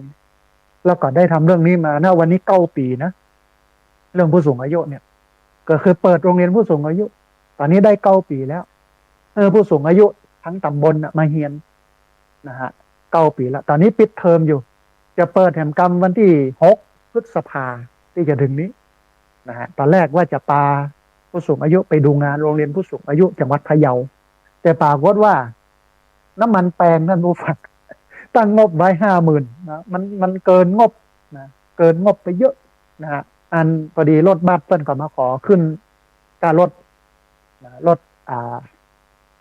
รถตู้ก็มาขอขึ้นค่ารถเปิ้นบอกว่าน้ำมันแปลงที่จริงมันก็จริงน่าเห็นใจแต่ตังเฮามีน้อยก็เลยมองว่าน่าจะบ่ได้ไปพะเยาแล้วงานนี้ อาจจะไปที่อื่นแล้วตอนนี้อาจจะไปใกล้ๆเนี่ยอันนี้ก็เป็นปัญหาอันนึงนะฮะเปิดโรงเรียนผู้สูงอายุเนาะโอ้9 ปีท่านผู้ฟังม่วนนะฮะแต่ว่าอาตมาภาพเนี่ยดูแลเรื่องอาหารเปิ้นเนอะอาหารว่างนะฮะกับนักเรียนกับเนี่ยนะท่านใดเนี่ยอยากจะทำบุญกับคนเฒ่าคนแก่เนาะก็สามารถมาร่วมบุญกันได้เนาะนะฮะทีนี้ท่านผู้ฟังนอกจากจะเป็นวันผู้สูงอายุเอาให้ความสำคัญกับผู้สูงอายุแล้วในวันนี้นะวันที่14 เมษายน 2569วันนี้ก็ถือว่าเป็นวันครอบครัวเนอะนะฮะด้วยเหตุที่วันที่31 ตุลาคม 2532คณะรัฐมนตรีซึ่งมีพลเอกชาติชายชุนหวันเป็นนายกรัฐมนตรีเปิ้นก็เสนอเข้าคณะรัฐมนตรีแล้วก็มีการอนุมัติรับรองว่าวันที่14 เมษายนของทุกปีเป็นวันครอบครัวคนนั่นมาจ้อมมาหอมกันนะฮะในครอบครัวครอบครัวมันสำคัญกันแต่ถึงวันเนี้ยนะมันเริ่มเห็นกระแสของผู้คนที่แตกต่างหลากหลายบางพ่องก็แต่งงานกันเมินบ่เมินก็ละกันแล้วเหมือนดาราเลยนะฮะสถาบันครอบครัวก็เลยบอกให้ศักดิ์สิทธิ์แล้ววันเนี้ยนะฮะแล้วการมีกิ๊กมีก๊อกนะฮะเพิ่มขึ้นหลายนะฮะอันนี้ก็เป็นสิ่งหนึ่งเนาะที่อยากจะฝากไว้ท้ายที่สุดเนี่ยครอบครัวสำคัญนะถึงแม้ว่าเขาจะทำผิดพลาดเขาจะทำบกพร่องอะไรอย่างต่างๆอาตมาภาพเชื่อว่าค คนในครอบครัวนั้นเปิ้นพร้อมที่จะให้อภัยนะครับท่านผู้ฟังมาดูในเฟซบุ๊กของอาตมาภาพที่ไลฟ์สดเนาะมีญาติโยมหลายท่านเข้ามากดไลค์นะแล้วก็มาโพสต์ข้อความเนาะคือกำลังใจมีหลายท่านนะมีแม่ฟองจันทร์แก้วมูลนะฮะซึ่งแม่ฟองจันทร์แก้วมูลนี่เป็นนักเรียนโรงเรียนผู้สูงอายุนะฮะก็ประชาสัมพันธ์ถึงโยมแม่ฟองจันทร์แก้วมูลนะบอกเจ้าหมู่เจ้าจุมเนอะบ้านฉลองราชนะว่าวันที่16เป็นวันทำบุญของพระอาจารย์นะฮะวันที่19ดำหัวบ่าย2นะฮะมีคนโยมชนาภาสีทามีคนโยมสายสมรแก้ววรรณามีลูกแม่แจ๊บนะฮะซึ่งเป็นอดีตนักเรียนโรงเรียนผู้สูงอายุที่เสียชีวิตไปแล้วมีแม่อุ้ยน้องแฮกเกอร์มีคนโยมน้ำเพชรคนโยมหยาดเหงื่อเพื่อลูกคนโยมจิรพันธ์โมป้อคนโยมชุติการรอดพยัญคนโยมสลินทิพย์บุญเลิศคนโยมกับแก้วสีอินแก้วคนโยมพิษสมัยสีเทพธรรมรงค์แม่บัวรองโปธามีหมอรอนนะจากแม่ฮ่องสอนไปเนอะนะฮะแล้วก็แอมหลายท่านที่มาได้เอ่ยนามนะฮะเอาละท่านผู้ฟังขณะนี้ได้เวลาเปิดสายท่านผู้ฟังที่ฟังอยู่ทางบ้านจะได้โทรเข้ามาร่วมเอ่ยกันจะได้โทรเข้ามาร่วมแสดงความคิดความเห็นกันวันนี้ได้3เรื่องแรกก็คือสรุปปีใหม่เมืองว่าเป็นอย่างไรอันที่2ถึงเรื่องของวันผู้สูงอายุในวันที่13เมษายนที่ผ่านมาแต่วันนี้แล้วก่อนในวันนี้วันที่14เป็นวันครอบครัวนะฮะท่านผู้ฟังแล้วคิดเห็นกันอย่างไรหรืออาจจะโทรเข้ามาเช็คบรรยากาศโทรเข้ามาเช็คสัญญาณว่าชัดบัดชัดอย่างใดอยู่ที่ไหนตั้งใดเรียนเชิญเจริญพรที่เบอร์064 125 4122เบอร์064 125 4122พอดีมีสายเข้ามาสายหนึ่งเดี๋ยวครับสายนี้ก่อนเพิ่นอย่าว่าอย่าได้พร้อมเจริญพรอาจารย์เจ้าท่านอาจารย์โยมแม่ไปได้ไปหาท่านอาจารย์เจ้าเอาสาธุบ่เป็นอย่างเนอะงานกับเทศบาลเขตลางที่เป็นเหมาะกับวัดพ่อผาป่วยเจ้าโอ้สาธุอนุโมทนาบุญกับโยมแม่จัดหนักเนอะเดี๋ยววันที่15โยมแม่จะเอาไปถวายท่านอาจารย์วัดกันปะกันที่วัดบรรพตเนาะแม่เนาะกันห้องนะเจ้าสาธุอนุโมทนาบุญกับแม่เนอะสาธุเจ้าโยมแม่จบปีนี้แล้วนะ6 ปีแล้วเจ้าโอ้อนุโมทนาเป็นนักเรียนโรงเรียนผู้สูงอายุที่แข็งแรงแล้วก็มีคุณภาพอนุโมทนาบุญนะแม่เนอะพระบดีเจ้าโยมแม่เป็นคนสายตาบดีเจ้าท่านอาจารย์ต้องก้อยๆพอก้อยๆไปเนาะแม่เนาะเจ้าขอให้ยกแม่ห้องไปเนิร์เจ้าสาธุเจริญพรอนุโมทนาบุญกับโยมแม่สายแรกเดี๋ยวเราไปปะกันวันที่25วัดบรรพตสถิตไปกินไปตามไปกันนะฮะท่านผู้ฟังเรียนเชิญเจริญพรเนอะที่เบอร์064 125 4122เบอร์064 125 4122เรียนเชิญเจริญพรท่านผู้ฟังเวลาเลยแห่งประมาณ37 นาทีพอดีมีสายเข้ามาสายหนึ่งเดี๋ยวสายนี้ก่อนเพิ่นอย่าว่าอย่าได้พ้องเจริญพรสาธุโยมแม่สัญญาณชัดเจนพ่องก่อวันนี้ชัดเจนนี่เนาะแม่เนาะฟังจากตรงไหนตั้งใดแม่อยู่ตั้งใดอ๋อสันกำแพงเนาะแม่เนาะสาธุแม่แต่สัญญาณพอใจได้เนาะเอาฟังหูเรื่องอยู่เนาะวันนี้เนาะเอาอนุโมทนาบุญกับโยมแม่ที่ติดตามรับฟังบ่ละบ่ลืมกันเนอะสาธุแม่เจริญพรนะสาธุอย่างเดียวกันเนอะแม่อายุวันโนสุขังพลังเนอะ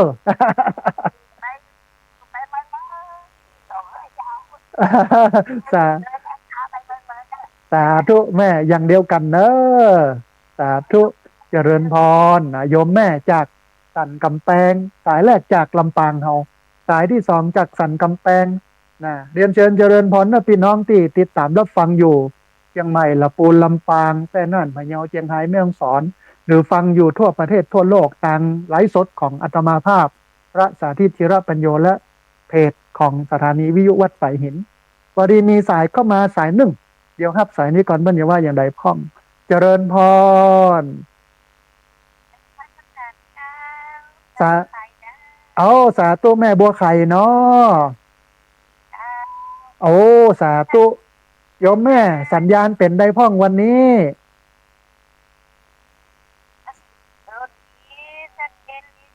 อ๋อชัดเจนดีเนาะโยมแม่ดูแลสุขภาพเนอะ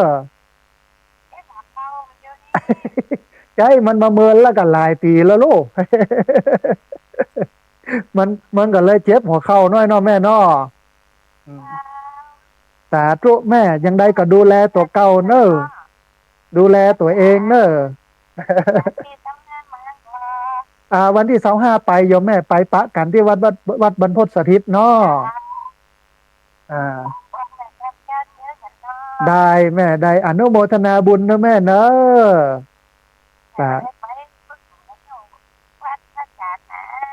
บ่เป็นหยังแม่บ่เป็นหยังเขาไปปะกันวัดบรรพตสถิตปุณเนอร์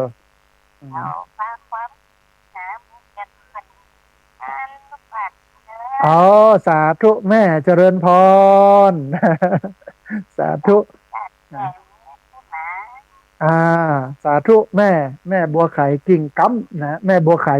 นะโทรเข้ามาให้กำลังใจกันนะฮะเรียนเชิญเจริญพรนะท่านผู้ฟังเนอะที่เบอร์064 125 4122เบอร์064 125 4122พอดีมีสายเข้ามาสายหนึ่งเดี๋ยวครับสายนี้ก่อนเบิ้ลอย่าว่าอย่าใดพ้องนะฮะเจริญพรอ๋อสาธุมาแล้วแม่จันเรือนใสเวียงตะการสันปะตองวันตะวาเป็นวันผู้สูงอายุเป็นวันของโยมแม่วันนี้เป็นวันครอบครัวก็เป็นวันของโยมแม่เชิญโยมแม่ได้เลยปีนี้ก็ขอขึ้นสีขาวมาอยู่ดีมีสุขเหมือนกันทุกลูกทุกคนมีสุขภาพแข็งแรงสมบูรณ์มีความสุขตั้งใจร่ำรวยบุญร่ำรวยเงินทองกันทั่วหน้านะเจ้าตึงคนจัดรายการตึงคนฟังเนาะแม่เนาะตึงเลยการขึ้นสีขาวนี้ทุกคนนะเจ้าโอ้สาธุอนุโมทนาบุญกับแม่จันเรือนใสเนอะชัดเจนดีเนอะปีนี้จัดปีนี้รวยอย่างไรมันดีไปอย่างแต่มันก็บ่ดีไปอย่างหนึ่ง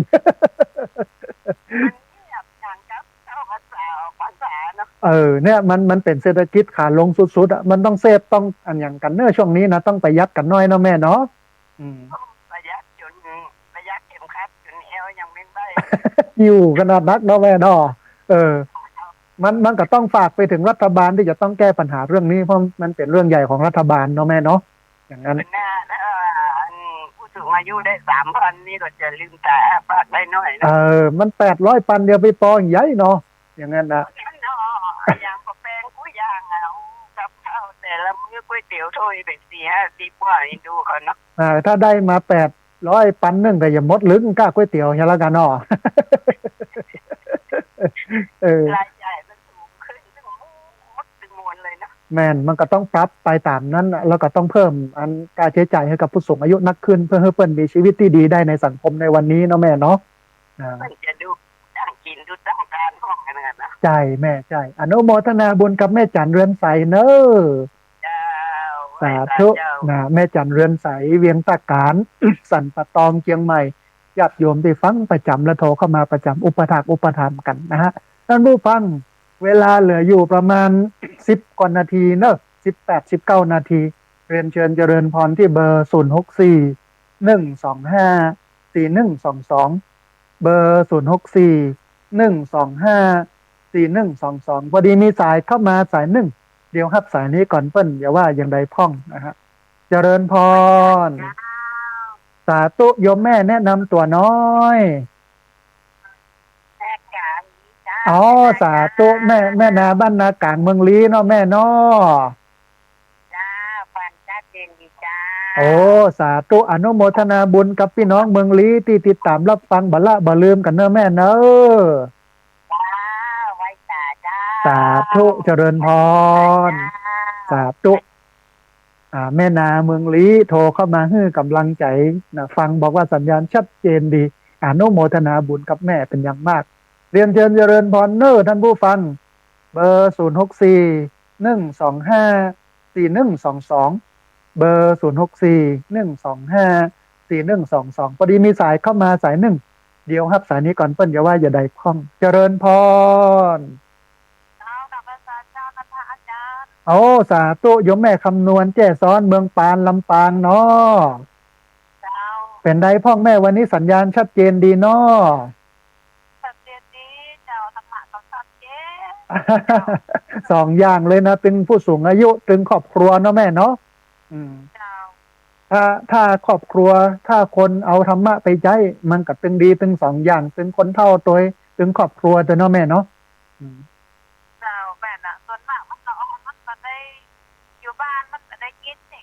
มันบ่สนใจบ่เอาวัดเอาว่าบ่เอาศีลเอาธรรมก็ยุ่งกันวุ่นวายบึดเลิกบึดละบึดแต่งบึดเลิกเนี่ยพอมันบ่เหมือนบ่เก่าที่อยู่ด้วยกันไปอดไปทนเนาะแม่เนาะอนุโมทนาบุญกับแม่คำนวณจัดนักเด้อใจตะวาสะดวกตะวาเนาะเอากับตะวาไปเลยบ่มีปัญหาตามพื้นที่โยมแม่นะสาธุแม่เจริญพรแม่คำนวณแจ้ซ้อนเมืองปานลำปางโทรเข้ามาให้กำลังใจกันอนุโมทนาบุญเนอะท่านผู้ฟังที่ติดตามรับฟังทางสถานีวิทยุแล้วก็ทาง Facebook ของอาตมาภาพเนอะเชิญเจริญพรโทรเข้ามาที่เบอร์064 125 4122เบอร์064 125 4122พอดีมีสายเข้ามาสายหนึ่งเดี๋ยวครับสายนี้ก่อนเปิ้นเดี๋ยวว่าอย่าใดพ้องเจริญพรโอ้สาธุบ้านห้วยแหนเมืองลี้เนาะสัญญาณเป็นได้พ่องแม่ชัดเจนดีกอต้องขออภัยเปิ้นโทรกันเข้ามาหลายสายต้องพยายามหน่อยเนอะแม่เนอะสาธุเอาตามสะดวกตามชุมชนเฮาว่าแม่จะเอาวันไหนยังได้ก็แล้วแต่เฮาเนาะตามสะดวกนะอนุโมทนาบุญกับแม่จัดนักเนอะสาธุเจริญพรนะพี่น้องนะที่ติดตามรับฟังอยู่เมืองลี้นะฮะโทรเข้ามาให้กำลังใจกันพี่น้องลำปางละปูนแป้น่านมะเยาเจียงไฮ้แม่ฮ่องสอนตะกี้หันคุณหมอรอนนะอยู่แม่ฮ่องสอนดูทางFacebook ของอาตมาภาพนะฮะน่าเห็นหลายๆคนตักตายกันเข้ามาได้เนอะที่เบอร์064 125 4122แต่อาจต้องใจความพยายามน้อยนึงเพราะว่ารายการนี้คนฟังเยอะแล้วโทรเข้ามาหลายนะฮะพอดีมีสายเข้ามาหนึ่งสายหนึ่งเดี๋ยวครับสายนี้ก่อนเปิ้ลอย่าว่าอย่าได้พ้องเจริญพรสาธุโยมแม่สัญญาณเป็นได้พ้องชัดเจนนะโยมแม่ฟังจากที่ไหนฟังจากตังใดก็โยมแม่ฟังจากตังใด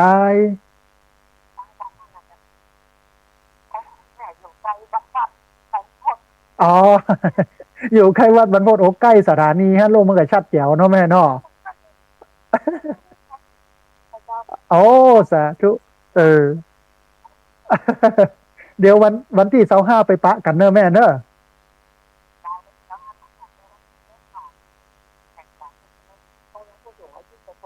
ใช่วันที่6เปิดแล้วก็วันที่15วันที่25นี่ปะกันวัดบรรพตสถิตเนาะแม่เนาะนะสาธุอนุโมทนาบุญนะแม่เนอะสาธุนะโยมแม่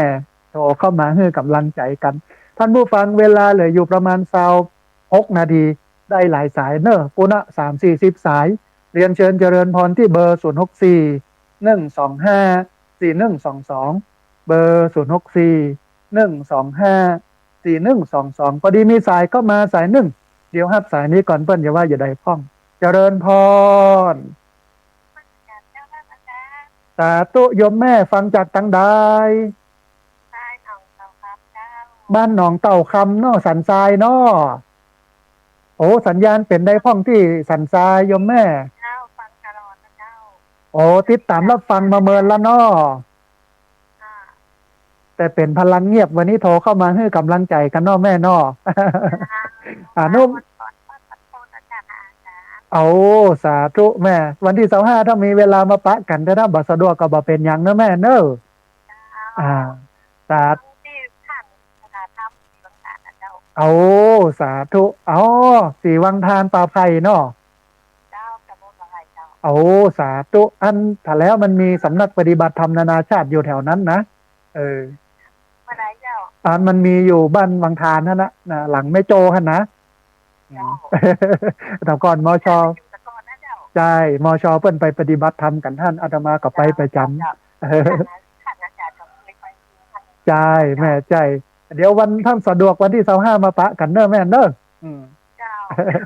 สาธุ เรียนภูมิแล้วก็ท่านอาจารย์วิสัยท่านอาจารย์นะ จำได้พอจำได้ อนุโมทนาบุญกับแม่จัดหนักเนอะ เดี๋ยวที่พูดให้ดีเนาะ ตุ้ยขึ้นแล้วเนอะ ญาติโยมเลี้ยงดี สาธุเจริญพรโยมจากสันทรายบ้านศรีวังทานป่าไผ่โอมาให้กำลังใจกันเรียนเชิญเจริญพรนั่นผู้ฟังเนอะที่เบอร์0641254122เบอร์0641254122พอดีมีสายเข้ามาสายหนึ่งเดี๋ยวรับสายนี้ก่อนเพิ่นอย่าว่าอย่าใดพ้องเจริญพรโอ้สาธุคุณโยมจากอำเภอแม่ริมเนาะสัญญาณวันนี้เป็นใดพ้องอ๋อชัดเจนสาธุอนุโมทนาบุญที่ติดตามรับฟังแล้วก็โทรเข้ามาให้กำลังใจกันเนอะอันเนี้ยเปิ้นฮ้องว่าแฟนพันธุ์แท้ของแท้นะนี่นะ สาธุอนุโมทนาบุญกับคุณโยมเนอะ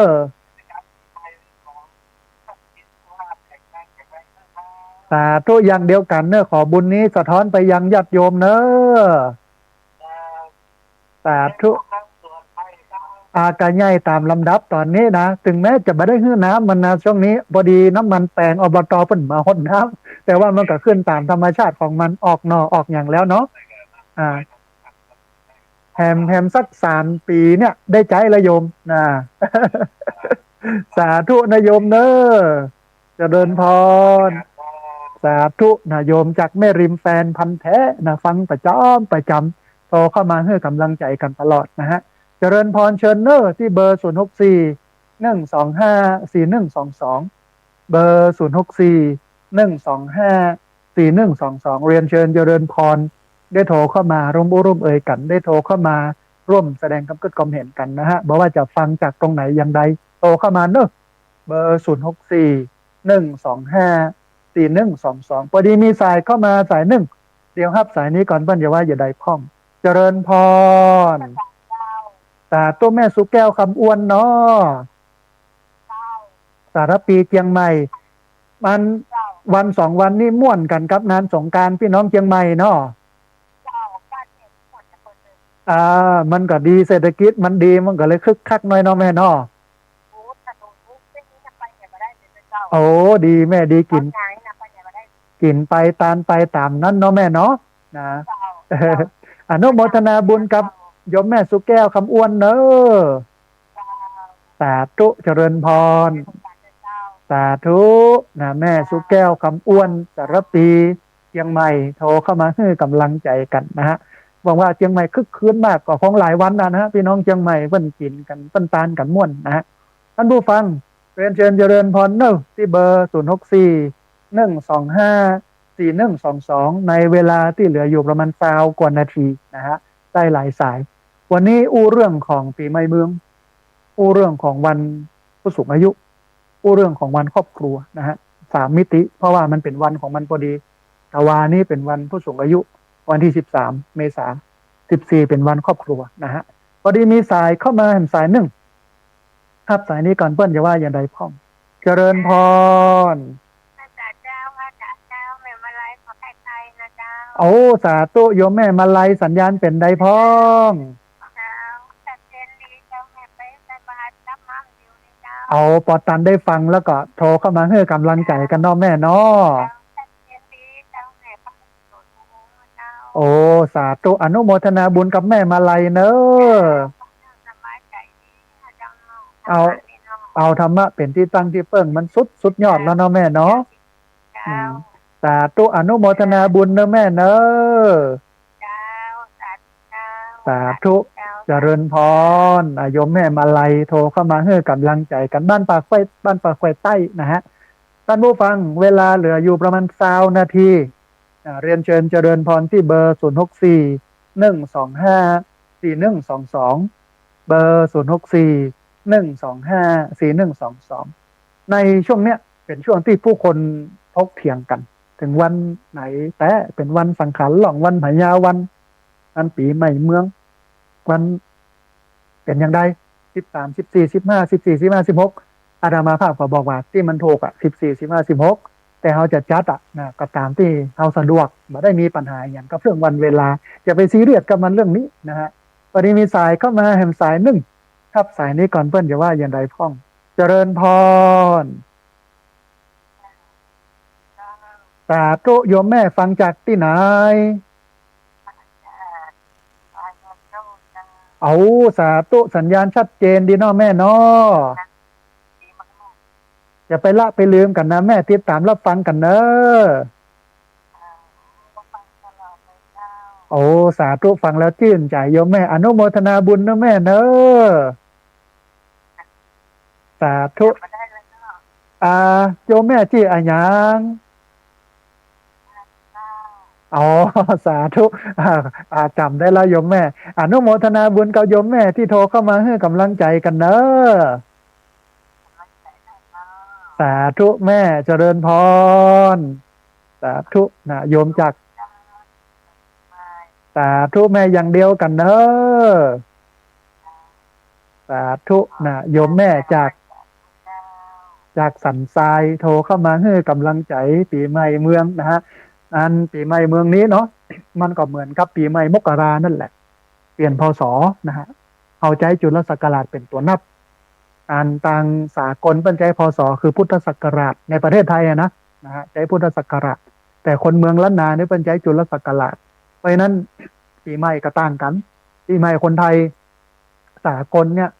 ธันวามกราแต่ปีใหม่คนเมืองเนี่ย16นะอันวันพญาวันกันแล้วกันไม่ได้ว่าวันที่อย่างแต่เป็นวันพญาวันหรือว่าวันปีใหม่เมืองนะของคนเมืองพอดีมีสายเข้ามาสายหนึ่งครับสายนี้ก่อนเปิ้ลจะว่าอย่างไรพ่องเจริญพร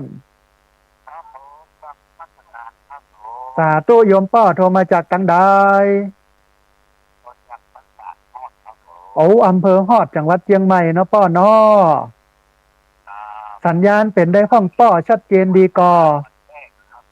โอ้ฟังวันแรกเลยเนาะโอ้ยังได้กระติดตามรับฟังกันเนอป้อนเนอมีตลอดนะสาธุเนอโยมป้อนเนอสาธุนะโยมป้อจากอำเภอฮอดจังหวัดเชียงใหม่โทรเข้ามาฮื้อกำลังใจกันต้องอนุโมทนาบุญกับโยมป้อติดตามรับฟังในรายการในสถานีวิทยุที่ฟังอยู่เนี่ยมีหลายรูปมาจัดนะหลายเวลานะแต่ว่าวันอังคารเนี่ยเป็นรายการธรรมาภิวัตรของธรรมาภาพเวลา4:05 ถึง 8 โมงเช้า7 โมงเช้านะฮะวันเสาร์วันอาทิตย์8 โมงถึง 9 โมงนะฮะพอดีมีสายเข้ามา1 สายครับสายนี้ก่อนเปิ้ลอย่าว่าอย่าได้พ่องเจริญพรสาธุวันนี้จะไปดังขันข้าวได้กว่าเจ้าอ๋อสาธุเดี๋ยวรอแม่ฟังทางวิทยุนะแม่เนอะอนุโมทนาบุญจัดหนักโยมแม่คำถามดีมากเจริญพรโยมแม่เปิ้ลถามว่าจะไปตานขันข้าววันนี้ดีก่อมันบ่ได้เป็นวันพญาวันนะปกติเปิ้ลจะไปตานวันพญาวันรอวันพระวันศีลไปตานไม่เจ้าตานเสร็จแล้วก็ร่วมลวดหินลวดตานไปตัวเองแล้วเปิ้ลบอกว่ามันจะหนักจะหลายก็วันนั้นนะนี่เนาะที่จริงก็ดี คือมันจะตานวันไหนก็ได้มันไม่มีปัญหาจบเลยแค่นี้ จะตานวันไหนก็ได้จะต้องวันบ่ต้องวันก็ได้ไม่ใช่มีปัญหาแต่ถ้าจะคืดดีเขาตานก่อนทยอยตานไปบ่ต้องไปวันอโลอโตนในวันอันพญาวันเดียวถ้าไปอโลอโตนกันในวันนั้นนะกับเข้ามันนักถ้าพระไม่จัดการบริหารให้ดีมันก็จะเน่าจะบูดแต่ถ้าพระบริจาคจัดการดีก็จะแบ่งสรรปันส่วนบางคนถึงขั้นที่เอามาแกงโฮกกันเลยทีเดียว อันนั้นดีนะแต่ว่าถ้ามันบ่จ้างเนี่ยเอามาละไว้หั่นมันบูดมันเน่าเอาทยอยกันวันไหนก็ได้ตานวันไหนก็ได้ไม่มีปัญหาโยมแม่นะการทำบุญมันจะไม่มีปัญหาอย่างได้ถ้าไปตานวันที่มันบ่ใจวันมันผีจะบ่รับ อันนี้บ่ใจมีนะ มันเป็นกำกึดของเราแต่ระบบพุทธศาสนาเนี่ยทำบุญวันไหนก็ได้ มันบ่จำเป็นต้องตรงกับวันนั้นนะฮะพอดีมีสายเข้ามาแหมสายหนึ่งเดี๋ยวครับสายนี้ก่อนสายรุดไปท่านผู้ฟังมีสายที่โทรเข้ามาแล้วบัดติดโทรเข้ามาแล้วบัดได้รับสายอยู่ที่ประมาณ16สายญาติโยมที่โทรเข้ามาแล้วบัดติดโทรเข้ามาแล้วบัดได้รับสายเรียนเชิญเจริญพรหรือแม้แต่โยมที่ฟังอยู่อยากโทรเข้ามาถามคำถามโทรเข้ามาเพื่อกำลังใจกันนะฮะโทรเข้ามาได้เนอะที่เบอร์064 125 4122เบอร์064 125 4122พอดีมีสายเข้ามาสายหนึ่งเดี๋ยวครับสายนี้ก่อนเปิ้นอย่าว่าอย่างใดพ้องเจริญพรอ๋อสาธุไม่น้อยกัดนัดเนาะเจริญพรเจิญเลนเนอร์วันนี้มีเรื่องราวดีๆเอามาอู้มาเอ่ยกันเจิญเนอร์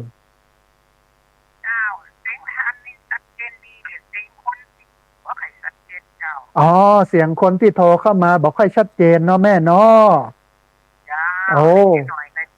สาธุกวาดบาดลากข้าเลยน้ำส้มปล่อยพระองค์พระลูกเอิญลูกปราณมาเยอะเกินเลยนะจะเก่าดำโอ้ใจสินาไปตามตำรานาลงใส่เก็บตัวภูขามาลาดอกไม้คนบอกดีบอกไหวดอกเลยนะสังขารลงเร็วของเร็วใครจ้าความศาลาเพิ่มมาแล้วเจ้าวันเนาเฮาหนุนเนาเต็มหัวด้าเจ้าเขานำระว่างบูชาอย่าได้ลงลำสำเนาจดจำบ่ดีคนซ้ายเขาวัดตัดจอทุกที่ไปตัดที่ถูกต้องโดยการแต่งหน้าทักทายพี่น้องกระตุ้มกล่อมจ้าเลยเจ้าเมษาเวนมาแล้วเล่าพญาวันเจ้ามาถึงเริ่มปีใหม่แล้วกินเหวบนเลิมสักยันลงเติมเพิ่มปีใหม่เจ้าใส่บาตรทำบุญกำบุญของแผ่วตามอิฐมวยเงาทันไทยตามปัดกระทืนเพิ่มเบอร์บอกไหวถลึงสุกไก่วันนี้เส้นมังคละใจยะดีจักสมฤทธิ์วันนี้หนึ่งการที่พกเวตาปูชาขอบาทตั้งตั้งโบราณเม็ดตัดเอาเสือเอาหานำมายังวัดเอาฟัดของเจ้าเลยนะกินขนุนใส่ตามตำราจักตั้มจาชุดสีหกเก่าที่บ้านดอนยายเอาเบงบักเก่า13เนื้อเจ้านายเอ้ยเจ้าไอ้สาสาธุอนุโมทนาบุญกับแม่น้อยจัดหนักเนอสาธุนะแม่น้อยกัดนัดกับสะท้อนถึงเรื่องวันเวลาต่างๆนะตามพื้นที่พื้นถิ่นว่าใครถนัดวันไหนก็เอาวันนั้นอย่างกรณีแม่น้อยเนี่ยเพิ่นเอา13 14 15เป็นตัวตั้งนะแล้วเพิ่นก็บรรยายว่าวันไหนเนี่ยอย่างใดขนซ้ายเข้าวัดอย่างใดมาเฮือปากบ่ดีอย่างใดนะกินตาลอย่างใดไปวัดวาวันสุดท้ายวันปากปีเนี่ยใดมันงามมากเลยท่านผู้ฟังต้องอนุโมทนาบุญตัวนะฮะพอดีมีสายก็มาแห่งสายหนึ่งเดี๋ยวครับสายนี้ก่อนเปิ้ลอย่าว่าอย่าใดพ้องเจริญพรครับสาธุโยมป้อฟังจากตังใดโยมชัดครับอ๋อสาธุอำเภอห้างชัดเนาะป้อเนาะฟังอยู่ครับกำลังใจรักษาให้ครับโอ้สาธุอนุโมทนาบุญกับโยมป้อที่ติดตามรับฟังแล้วก็โทรเข้ามาให้กำลังใจกันเนอะครับฟังจะรอครับแต่โทรเอาสาธุชื่นใจโทรมาพ่องว่าโยมป้อโทรมาพ่องสาธุเนอะป้อเนอะเจริญพรโยมป้อจากอำเภอห้างชัดโทรเข้ามาให้กำลังใจกันต้องอนุโมทนาบุญตัวมีแม่อุไรกันกองนะแม่อุไรกันกองก็ตอนนี้เพิ่นดูไลฟ์สดทาง Facebook นะมีท่านพระคุณเจ้านะฮะที่วัดม่อนหินแก้วเนาะตำบลพิชัยนะเข้ามาดูทาง Facebook ของอาตมาภาพตัววันนี้มีสายเข้ามาสายหนึ่งเดี๋ยวรับสายนี้ก่อนเพิ่นอย่าว่าอย่าใดพ้องเจริญพรสาธุอ๋อได้แม่ได้วันไหนก็ได้ตามสะดวกแม่บ่มีปัญหาเนาะเอาเฮาสะดวกว่าเนาะแม่เนาะไม่มีปัญหาอะไรเนาะได้หมดแม่ได้หมด สาธุใช่ถ้าไปตานกันวันพญาวันเนี่ยผู้เจ้าก็กินบ่เสี่ยงนะเฮาขยอยกันไปเยอะดีแม่อนุโมทนาบุญกับแม่เนอะใช่แม่ใจทยอยไปเยอะดีแม่ดีเนาะสาธุได้แม่ได้หลังก็ได้ก่อนก็ได้แล้วแต่สะดวกโยมแม่เฮาสะดวกช่วงไหนก็เอาช่วงนั้นเนาะแม่เนาะสาธุอนุโมทนาบุญกับแม่เนอะเจริญพรนะฮะสาธุนะตานขันเข้าบ่ได้มีปัญหานะถวายสังฆทานก็บ่มีปัญหาแต่ก่อนจะหลังจะตัดกันได้หมดใครจะไปว่าซีเรียสนะเรื่องนี้นะฮะอาตมาภาพตอนนี้บวชมาตอนนี้30 ปีแล้วนะไม่ใช่ว่าวันนี้วันโบกเฮียนโดเรียนคณะพุทธศาสตร์เอกพระพุทธศาสนาเป็นปริญญาตรีปริญญาโทนะฮะแล้วก็มีมหาวิทยาลัยอันหนึ่งมหาวิทยาลัยโพธิศาสตร์เพิ่นก็มามอบดุษฎีบัณฑิตกิตติมศักดิ์สาขาวิชาพุทธศาสนากับการพัฒนาสังคมเฮาก็พอที่จะมีความรู้ด้านพุทธศาสนามาเยอะบ่ใช่พ้องเพราะว่าเฮาเรียนมาด้านนี้โดยตรงนะฮะพอดีมีสายเข้ามาแห่งสายหนึ่งเดี๋ยวรับสายนี้ก่อนเพิ่นอย่าว่าอย่าใดพ้องเจริญพรสาธุโยมแม่เจริญพรสาธุอย่างเดียวกันสัญญาณเป็นได้พ้องแม่วันนี้เสียงโยมแม่ชัดมากเลยนะฮะต้องอนุโมทนาบุญเสียงโยมแม่ชัดมากวันนี้นะเสียงชัดนะบ้านตาโทกเปิ้นกินเปิ้นตานกันวันไหนอันวันบ้านตาโทกเปิ้นเอาวันไหนอันเป็นวันสังขารล่องวันพญาวันเน่า13 14 15เนาะนะตามบริบทสังคมนั้นที่เปิ้นวางระบบกันไว้อันนี้ดีโยมแม่เฮาสังคมเฮาชุมชนเฮาถนัดวันไหนก็เอาวันนั้นบ่ได้มีพิษมีพลาดมีเสียเนาะแม่เนาะนะแต่นั้นพ่อแม่มันยังทานมาพ่ออ่อนเขามากินตัวเขามาดักหัวแม่แล้วเขาก็ต้องการก่อนแล้วแม่แล้วถ้าไปตามกันให้จะยุ่งนะติดดำหัวดำเต้าเนาะแม่เนาะละอ่อนเขามาดักหัวเขาต้องการก่อนแล้วอย่างอี้ดีวันนี้กินก้อนแดงนะคะดีนี่ก็ดีกินก่อนตานก่อนก็กินก็เล่นกันวันหลังอย่างเงี้ยดีเนาะอย่างนั้นอนุโมทนาบุญกับโยมแม่เนอะสาธุกำลังใจนะท่านเนอะได้กำลังใจจัดหนักอนุโมทนาบุญสาธุจะได้แม่จะโมทนาจงใจไปเนอะสาธุอย่างเดียวกันเนอะแม่เนอะสาธุเจริญพรแม่น้อยบ้านตาโทกตุ้งฝายนะฮะโทรเข้ามาให้กำลังใจกันเวลาเหลือ7 นาทีท่านผู้ฟังเวลาเหลือน้อยแล้วนะ7 นาทีท่านไหนที่ยังบ่ได้โทรหรือโทรเข้ามาแล้วบ่ได้ติดโทรเข้ามาแล้วบ่ได้รับสายโทรเข้ามาใหม่เนอะที่เบอร์064 125 4122เบอร์064 125 4122เรียนเชิญเจริญพรได้โทรเข้ามาร่วมเอ่ยกันได้โทรเข้ามาร่วมแสดงความเห็นกันนะฮะจะไปลืมกันในวันที่25 เมษายนนะที่วัดบรรพตสถิตอำเภอเมืองจังหวัดลำปางมีอยู่2 งานเนอะงานแรกงานเปิดสถานีวิทยุแล้วก็งานที่2สะเกาดำหัว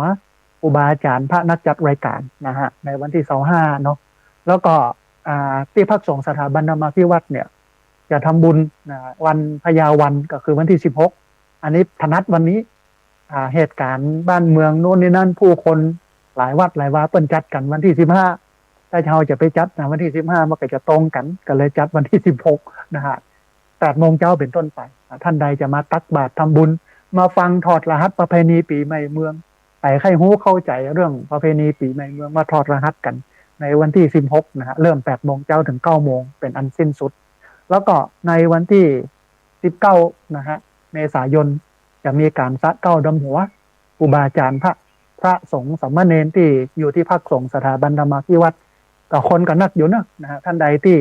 อยากจะมาร่วมบุญกันก็มาได้วันที่19นะฮะเวลา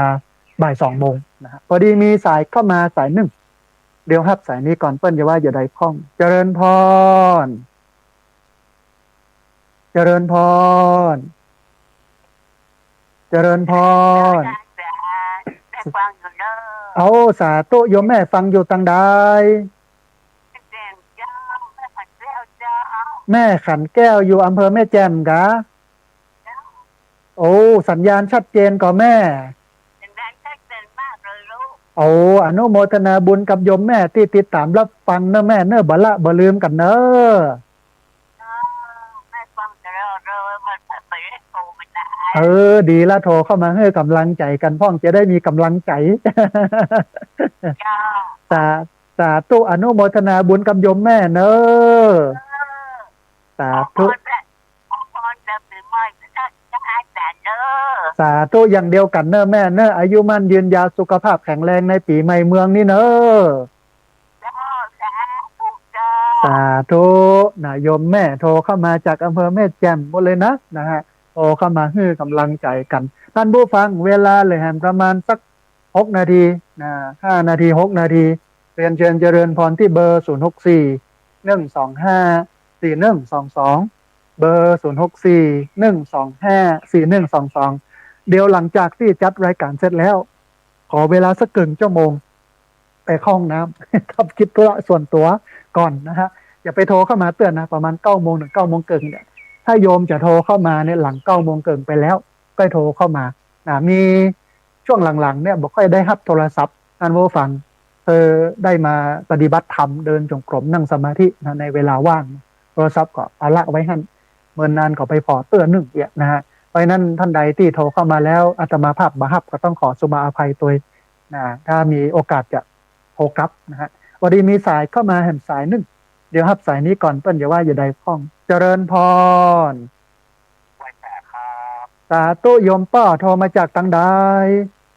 โอ้เปาจบจองครับผมสัญญาณชัดเจนเนาะป้าเนาะครับผมชัดเจนดีครับอนุโมทนาบุญกับโยมป้าที่ติดตามรับฟังแล้วก็โทรเข้ามาให้กำลังใจกันเนาะเป็นกำลังใจให้ท่านเลยครับได้กำลังใจจัดหนักโยมป้าอนุโมทนาบุญสาธุนะฮะโยมจากขวางเปาเนี่ยบ้านขวางเปาจอมตองเนี่ยฟังกันนักเนอะต้องอนุโมทนาบุญโดยกับพี่น้องจอมตองเนาะโทรเข้ามานะฮะเหลือเวลา2 นาทีท่านผู้ฟัง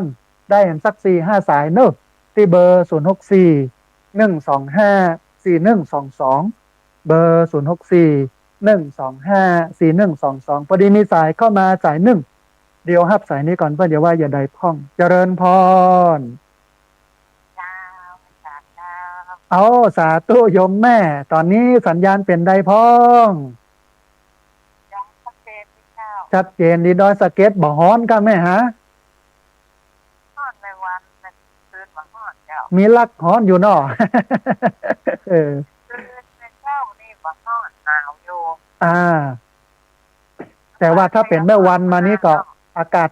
ฮ้อนน้อยหนึ่งเนาะแม่เนาะโอ้สาธุอนุโมทนาบุญกับแม่ที่โทรเข้ามาให้กำลังใจกันเนอะแม่เนอะแม่ฟังโอ้สาธุอนุโมทนาบุญเมื่อนานโทรเข้ามาเตื้อเมื่อนานโทรมาเตื้อบดีละดีลืมกันนะสาธุโยมแม่อนุโมทนาบุญเนอะได้กำลังใจจัดนักโยมแม่อนุโมทนาสาธุนะฮะเจริญพรโยมแม่โทรมาจากเทพเสด็จดอยสะเก็ดเชียงใหม่เอาละท่านผู้ฟังเหลือบแลพอเวลาของรายการธรรมาภิวัตรในวันนี้หมดเวลาลงแล้วเขาจะปะกันยังไงนะท่านผู้ฟังในวันอังคารหน้านะ5 ถึง 7 โมงไม่เจ้าต่างสถานีวิทยุในเครือข่ายสถานีวิทยุคลื่นสีขาวเพื่อชาวประชาซึ่งมีอยู่หลายคลื่นหลายสถานีหลายจังหวัดแล้วก็ออกอากาศผ่านทาง Facebook ไลฟ์เนาะ2 อย่างเนาะ1ของสถานีวิทยุวัดฝายหิน แล้วก็2ของอาตมาภาพคือพระสาธิตธีระปัญโยญาติโยมสามารถไปกดแอดเป็นเพื่อนแล้วก็เข้าไปรับฟังรับชมนะฮะใน Facebook ของอาตมาภาพได้นะฮะแล้วก็บันทึกเสียงเอาไปออกอากาศผ่านทางสถานีวิทยุเพื่อการศึกษาและพัฒนาอาชีพRadio Network FM 99.50 เมกะเฮิรตซ์ของวิทยาลัยเทคนิคกฟผแม่เมาะทุกวันศุกร์เวลา 8 โมงเช้าเป็นต้นไปแล้วก็เอาไปออกผ่านทางเพจของมูลนิธิธีระปัญโยซึ่งท่านผู้ฟังสามารถไปติดตามรับฟังย้อนหลังไปก๊อปปี้ลิงก์ไปคัดลอกลิงก์เอาไปส่งเอาไปแชร์ให้กับญาติธรรมทั้งหลายได้ยินได้ฟังกันได้แถมตัวนะฮะเอาละท่านผู้ฟังวันนี้ต้องกราบขอบพระคุณครูบาอาจารย์พระเถรานุเถระครูบาสังฆะที่เคารพอย่างสูงทุกรูปอนุโมทนาบุญกับเจ้าของเครื่องเจ้าของสถานีและเจ้าหน้าที่ที่ดูแลการออกอากาศการส่งกระจายเสียงเอาธรรมะดีๆแบบนี้ไปให้ท่านผู้ฟังทั้งหลายได้ติดตามรับฟังอนุโมทนาบุญกับทุกคนทุกท่านที่โทรเข้ามาให้กำลังใจกันโทรเข้ามาถามปัญหาโทรเข้ามาเอาเรื่องราวดีๆมาอู้มาเอ่ยกันแล้วก็อนุโมทนาบุญกับญาติโยมที่ติดตามรับฟังเป็นพลังเงียบด้วยกันมาด้วยดีตลอดแล้วก็ต้องขออภัยกับญาติโยมที่โทรเข้ามาแล้วบัดติดโทรเข้ามาแล้วบัดได้รับสายเดียววันอังคารหน้า 4-5 ถึง 7 โมงเช้าวันเสาร์วันอาทิตย์ 8 โมงถึง 9 โมงเอามาปะกันใหม่วันนี้สัพพะพุทธานุภาเวนะด้วยเดชเดชะอนุภาพของพระพุทธเจ้าสัพพะธรรมานุภาเวนะด้วยเดชเดชะอนุภาพของพระธรรมเจ้าสัพพะสังฆานุภาเวนะด้วยเดชเดชะอนุภาพของพระสังฆเจ้าศรัทธาสดทีพระวันตุเตขอความสุขความเจริญในธรรมจงบังเกิดมีแด่บรรดาศรัทธาสาธุชนทุกคนทุกท่านตลอดกาลเป็นนิจเทิน